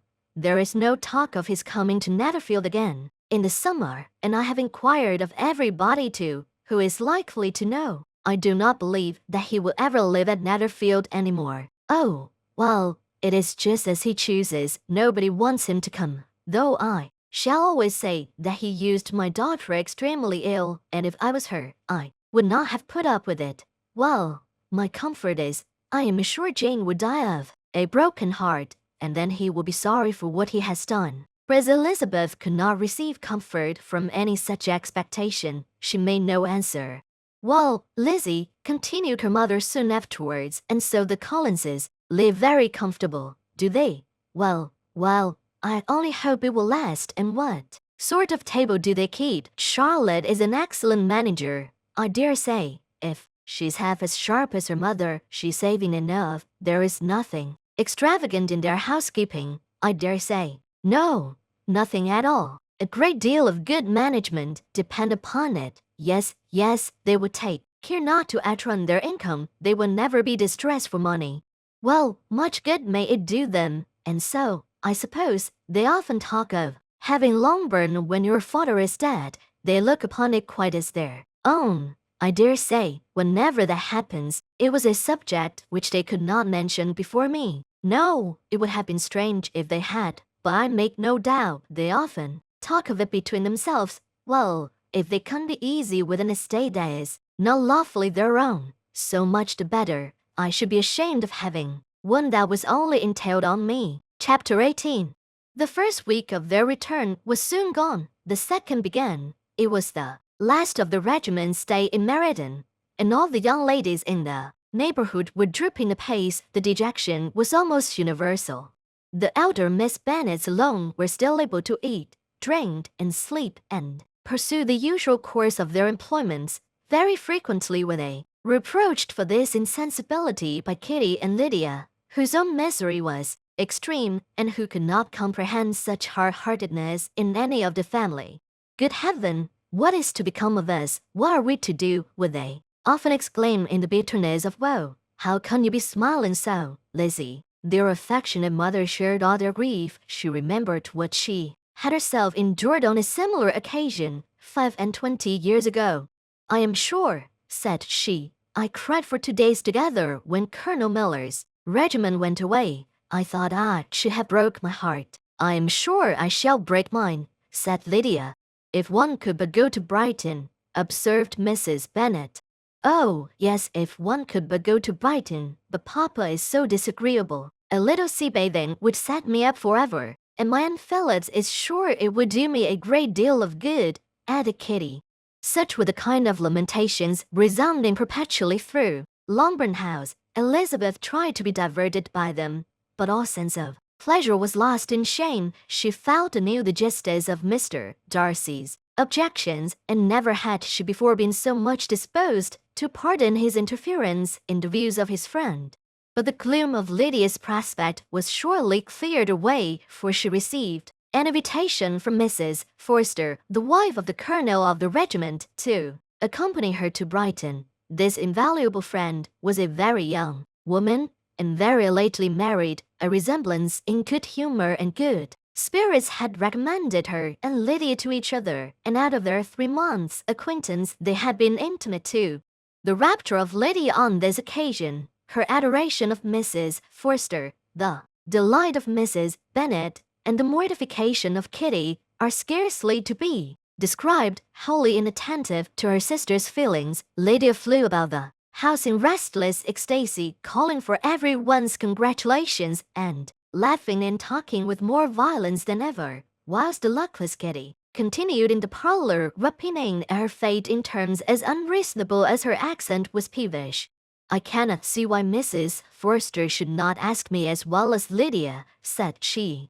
Though I am not her particular friend, I have just as much right to be asked as she has, and more too, for I am 2 years older. In vain did Elizabeth attempt to make her reasonable, and Jane to make her resigned. As for Elizabeth herself, this invitation was so far from exciting in her the same feelings as in her mother and Lydia, that she considered it as the death warrant of all possibility of common sense for the latter, and detestable as such a step must make her were it known, she could not help secretly advising her father not to let her go. She represented to him all the improprieties of Lydia's general behavior, the little advantage she could derive from the friendship of such a woman as Mrs. Forster, and the probability of her being yet more imprudent with such a companion at Brighton, where the temptations must be greater than at home. He heard her attentively, and then said, Lydia will never be easy till she has exposed herself in some public place or other, and we can never expect her to do it with so little expense or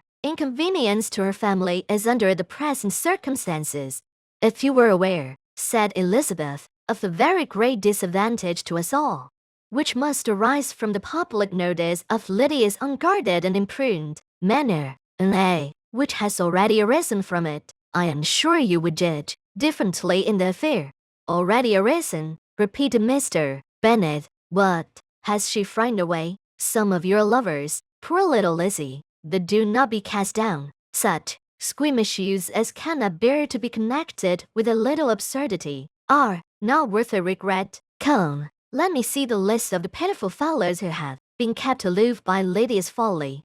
Indeed, you are mistaken. I have no such injuries to resent. It is not of peculiar, but of general evils, which I am now complaining. Our importance, our respectability in the world, must be affected by the wild volatility, assurance and disdain of all restraint which mark Lydia's character. Excuse me, for I must speak plainly. If you, my dear father, will not take the trouble of checking her exuberant spirits, and of teaching her that her present pursuits are not to be the business of her life, she will soon be beyond the reach of amendment. Her character will be fixed, and she will, at 16, be the most determined flirt that ever made herself and her family ridiculous. Flirt too, in the worst and meanest degree of flirtation, without any attraction, being a youth and a tolerable person, and from the ignorance and emptiness of her mind, wholly unable to ward off any portion of that universal contempt which her rage for admiration will excite. In this danger Kitty is also comprehended. She will follow wherever Lydia leads, vain, ignorant, idle, and absolutely uncontrolled. Oh, my dear father, can you suppose it possible that they will not be censured and despised wherever they are known, and that their sisters will not be often involved in the disgrace? Mr. Bennet saw that her whole heart was in the subject, and affectionately taking her hand, said in reply, "Do not make yourself uneasy, my love. Wherever you and Jane are known, you must be respected and valued, and you will not appear to less advantage for having a couple of, I may say, 3 very silly sisters. We shall have no peace at Longbourn if Lydia does not go to Brighton. Let her go then. Colonel Forster is a sensible man, and will keep her out of any real mischief, and she is luckily too poor to be an object of prey to anybody. At Brighton, she will be of less importance even as a common flirt than she has been here. The officers will find women better worth their notice, let us hope. Therefore, that her being there may teach her her own insignificance. At any rate, she cannot grow many degrees worse without authorizing us to lock her up for the rest of her life." With this answer, Elizabeth was forced to be content, but her own opinion continued the same, and she left him disappointed and sorry. It was not in her nature, however, to increase her vexations by dwelling on them. She was confident of having performed her duty, and to fret over unavoidable evils or augment them by anxiety was no part of her disposition.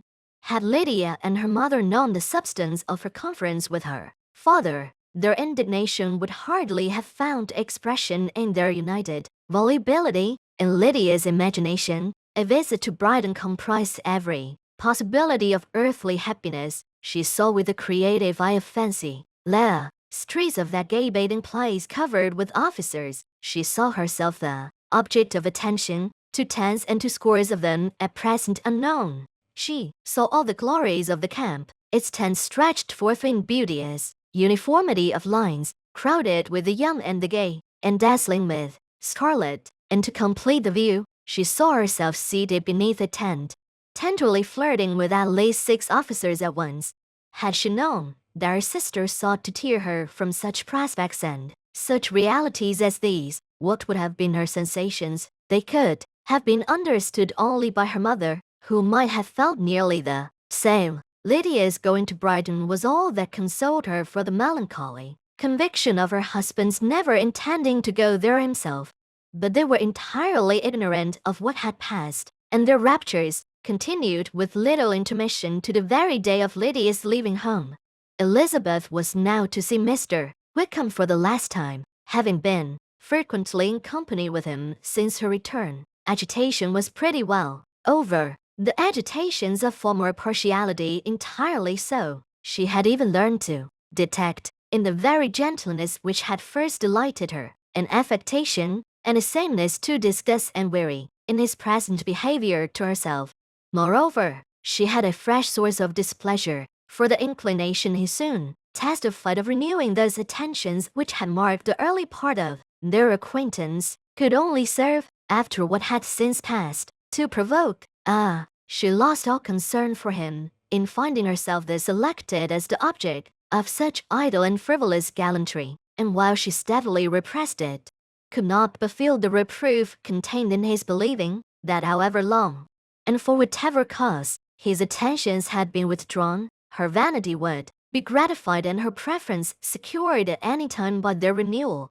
On the very last day of the regiment's remaining in Meryton, he dined with others of the officers at Longbourn, and so little was Elizabeth disposed to part from him in good humour, that on his making some inquiry as to the manner in which her time had passed at Hunsford, she mentioned Colonel Fitzwilliam's and Mr. Darcy's having both spent 3 weeks at Rosings, and asked him if he were acquainted with the former.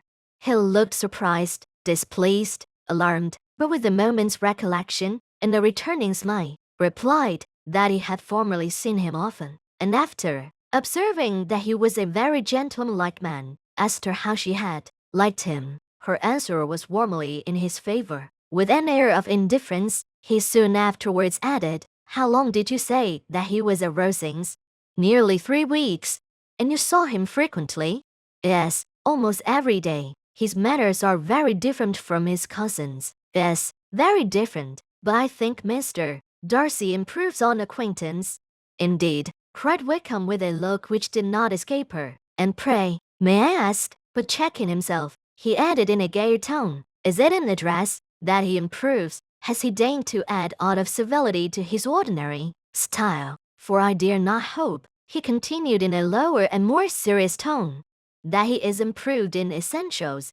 "Oh, well," said Elizabeth, "in essentials, I believe, he is very much what he ever was." While she spoke, Wickham looked as if scarcely knowing whether to rejoice over her words or to distrust their meaning. There was a something in her countenance which made him listen with an apprehensive and anxious attention, while she added, "When I said that he improved on acquaintance, I did not mean that either his mind or manners were in a state of improvement, but that from knowing him better, his disposition was better understood." Wickham's alarm now appeared in a heightened complexion and agitated look. For a few minutes he was silent, till, shaking off his embarrassment, he turned to her again, and said in the gentlest of accents, "You, who so well know my feelings towards Mr. Darcy, will readily comprehend how sincerely I must rejoice that he is wise enough to assume even the appearance of what is right. His pride, in that direction, may be of service, if not to himself, to many others, for it must deter him from such foul misconduct as I have suffered by. I only fear that the sort of cautiousness to which you, I imagine, have been alluding, is merely adopted on his visits to his aunt, of whose good opinion and judgment he stands much in awe. His fear of her has always operated, I know, when they were together, and a good deal is to be imputed to his wish of forwarding the match with Miss Seberg, which I am certain he has very much at heart." Elizabeth could not repress a smile at this, but she answered only by a slight inclination of the head. She saw that he wanted to engage her on the old subject of his grievances, and she was in no humor to indulge him. The rest of the evening passed with the appearance, on his side, of usual cheerfulness, but with no farther attempt to distinguish Elizabeth, and they parted at last with mutual civility, and possibly in mutual desire of never meeting again. When the party broke up, Lydia returned with Mrs. Forster to Meryton, from whence they were to set out early the next morning. The separation between her and her family was rather noisy than pathetic. Kitty was the only one who shed tears, but she did weep from vexation and envy. Mrs. Bennet was diffuse in her good wishes for the felicity of her daughter, and impressive in her injunctions that she would not miss the opportunity of enjoying herself as much as possible, advice which there was every reason to believe would be attended to, and in the clamorous happiness of Lydia herself in knitting farewell, the more gentle adieus of her sisters were uttered without being heard. Chapter 19. Had Elizabeth's opinion been all drawn from her own family, she could not have formed a very pleasing picture of conjugal felicity or domestic comfort. Her father, captivated by youth and beauty, and that appearance of good humor which youth and beauty generally give, had married a woman whose weak understanding and illiberal mind had very early in their marriage put an end to all real affection for her. Respect, esteem, and confidence had vanished forever, and all his views of domestic happiness were overthrown. But Mr. Bennet was not of a disposition to seek comfort for the disappointment which his own imprudence had brought on, in any of those pleasures which too often console the unfortunate for their folly or their vice. He was fond of the country and of books, and from these tastes had arisen his principal enjoyments. To his wife he was very little otherwise indebted than as her ignorance and folly had contributed to his amusement. This is not the sort of happiness which a man would in general wish to owe to his wife, but where other powers of entertainment are wanting, the true philosopher would derive benefit from such as are given. Elizabeth, however, had never been blind to the impropriety of her father's behavior as a husband. She had always seen it with pain, but respecting his abilities and grateful for his affectionate treatment of herself, she endeavored to forget what she could not overlook, and to banish from her thoughts that continual breach of conjugal obligation and decorum which, in exposing his wife to the contempt of her own children, was so highly reprehensible. But she had never felt so strongly as now the disadvantages which must attend the children of so unsuitable a marriage, nor ever been so fully aware of the evils arising from so ill-judged a direction of talents which rightly used might at least have preserved the respectability of his daughters, even if incapable of enlarging the mind of his wife. When Elizabeth had rejoiced over Wickham's departure, she found little other cause for satisfaction in the loss of the regiment. Their parties abroad were less varied than before, and at home she had a mother and sister whose constant repinings at the dumbness of everything around them threw a real gloom over their domestic circle. And, though Kitty might in time regain her natural degree of sense, since the disturbers of her brain were removed, other sister, from whose disposition greater evil might be apprehended, was likely to be hardened in all her folly and assurance by a situation of such double danger as a watering place and a camp. Upon the whole, therefore, she found what has been sometimes found before, that an event to which she had looked forward with impatient desire did not, in taking place, bring all the satisfaction she had promised herself. It was consequently necessary to name some other period for the commencement of actual felicity, to have some other point on which her wishes and hopes might be fixed, and by again enjoying the pleasure of anticipation, console herself for the present, and prepare for another disappointment. Her tour to the lakes was now the object of her happiest thoughts. It was her best consolation for all the uncomfortable hours which the discontentedness of her mother and Kitty made inevitable, and could she have included Jane in the scheme, every part of it would have been perfect. But it is fortunate, thought she, that I have something to wish for, or, the whole arrangement complete, my disappointment would be certain. But, here, by carrying with me one ceaseless source of regret in my sister's absence, I may reasonably hope to have all my expectations of pleasure realized. A scheme of which every part promises delight can never be successful, and general disappointment is only warded off by the defense of some little peculiar vexation. When Lydia went away, she promised to write very often and very minutely to her mother and Kitty, but her letters were always long expected, and always very short. Those to her mother contained little else than that they were just returned from the library, where such and such officers had attended them, and where she had seen such beautiful ornaments as made her quite wild, that she had a new gown, or a new parasol, which she would have described more fully, but was obliged to leave off in a violent hurry, as Mrs. Forster caught her, and they were going to the camp, and from her correspondence with her sister, there was still less to be learnt for her. Letters to Kitty, though rather longer, were much too full of lines under the words to be made public. After the first fortnight or 3 weeks of her absence, health, good humor, and cheerfulness began to reappear at Longbourn. Everything wore a happier aspect. The families who had been in town for the winter came back again, and summer finery and summer engagements arose. Mrs. Bennet was restored to her usual querulous serenity, and by the middle of June Kitty was so much recovered as to be able to enter Meryton without tears, an event of such happy promise as to make Elizabeth hope that by the following Christmas she might be so tolerably reasonable as not to mention an officer's above once a day, unless by some cruel and malicious arrangement at the War Office another regiment should be quartered in Meryton.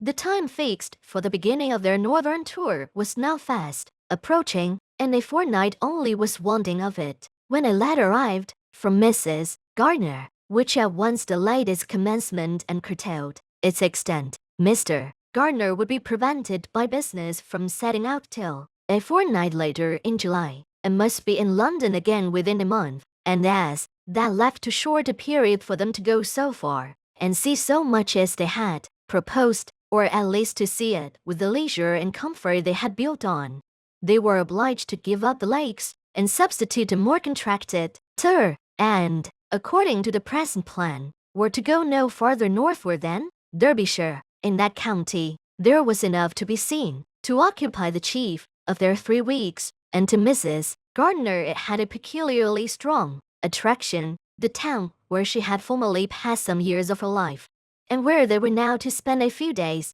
was probably as great an object of her curiosity as all the celebrated beauties of Matlock, Chatsworth, Dovedale, or the Peak. Elizabeth was excessively disappointed She had set her heart on seeing the lakes, and still thought there might have been time enough, but it was her business to be satisfied and certainly her temper to be happy, and all was soon right again.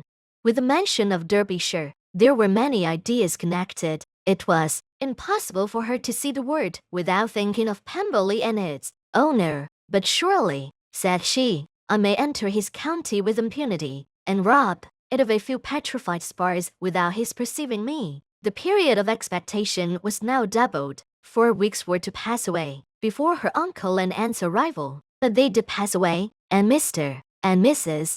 Gardiner, with their 4 children, did at length appear at Longbourn. The children, 2 girls of 6 and 8 years old, and 2 younger boys, were to be left under the particular care of their cousin Jane, who was the general favorite, and whose steady sense and sweetness of temper exactly adapted her for attending to them in every way, teaching them, playing with them, and loving them. The Gardiners stayed only 1 night at Longbourn, and set off the next morning with Elizabeth in pursuit of novelty and amusement. One enjoyment was certain, that of suitableness as companions, a suitableness which comprehended health and temper to bear inconveniences, cheerfulness to enhance every pleasure and affection, and intelligence which might supply it among themselves if there were disappointments abroad. It is not the object of this work to give a description of Derbyshire, nor of any of the remarkable places through which their route thither lay. Oxford, Blenheim, Warwick, Kenilworth, Birmingham, say, are sufficiently known. A small part of Derbyshire is all the present concern. To the little town of Leamington, the scene of Mrs. Gardiner's former residence, and where she had lately learned that some acquaintance still remained, they bent their steps. After having seen all the principal wonders of the country, and within 5 miles of Leamington, Elizabeth found from her aunt that Pemberley was situated. It was not in their direct road, nor more than a mile or 2 out of it. In talking over their route the evening before, Mrs. Gardiner expressed an inclination to see the place again. Mr. Gardiner declared his willingness, and Elizabeth was applied to for her approbation. My love, should not you like to see a place of which you have heard so much, said her aunt, a place too, with which so many of your acquaintance are connected? Wickham passed all his youth there, you know. Elizabeth was distressed. She felt that she had no business at Pemberley, and was obliged to assume a disinclination for seeing it. She must own that she was tired of great houses. After going over so many, she really had no pleasure in fine carpets or satin curtains. Mrs. Gardiner abused her stupidity. If it were merely a fine house richly furnished, said she, I should not care about it myself, but the grounds are delightful. They have some of the finest within the country. Elizabeth said no more, but her mind could not acquiesce. The possibility of meeting Mr. Darcy while viewing the place instantly occurred. It would be dreadful. She blushed at the very idea, and thought it would be better to speak openly to her aunt than to run such a risk. But against this, there were objections, and she finally resolved that it could be the last resource if her private inquiries as to the absence of the family were unfavorably answered. Accordingly, when she retired at night, she asked the chambermaid whether Pemberley were not a very fine place, what was the name of its proprietor, and with no little alarm, whether the family were down for the summer. Most welcome negative followed the last question, and her alarms being now removed, she was at leisure to feel a great deal of curiosity to see the house herself, and when the subject was revived the next morning, and she was again applied to, could readily answer, and with a proper air of indifference, that she had not really any dislike to the scheme. To Pemberley, therefore, they were to go. End of the 7th volume.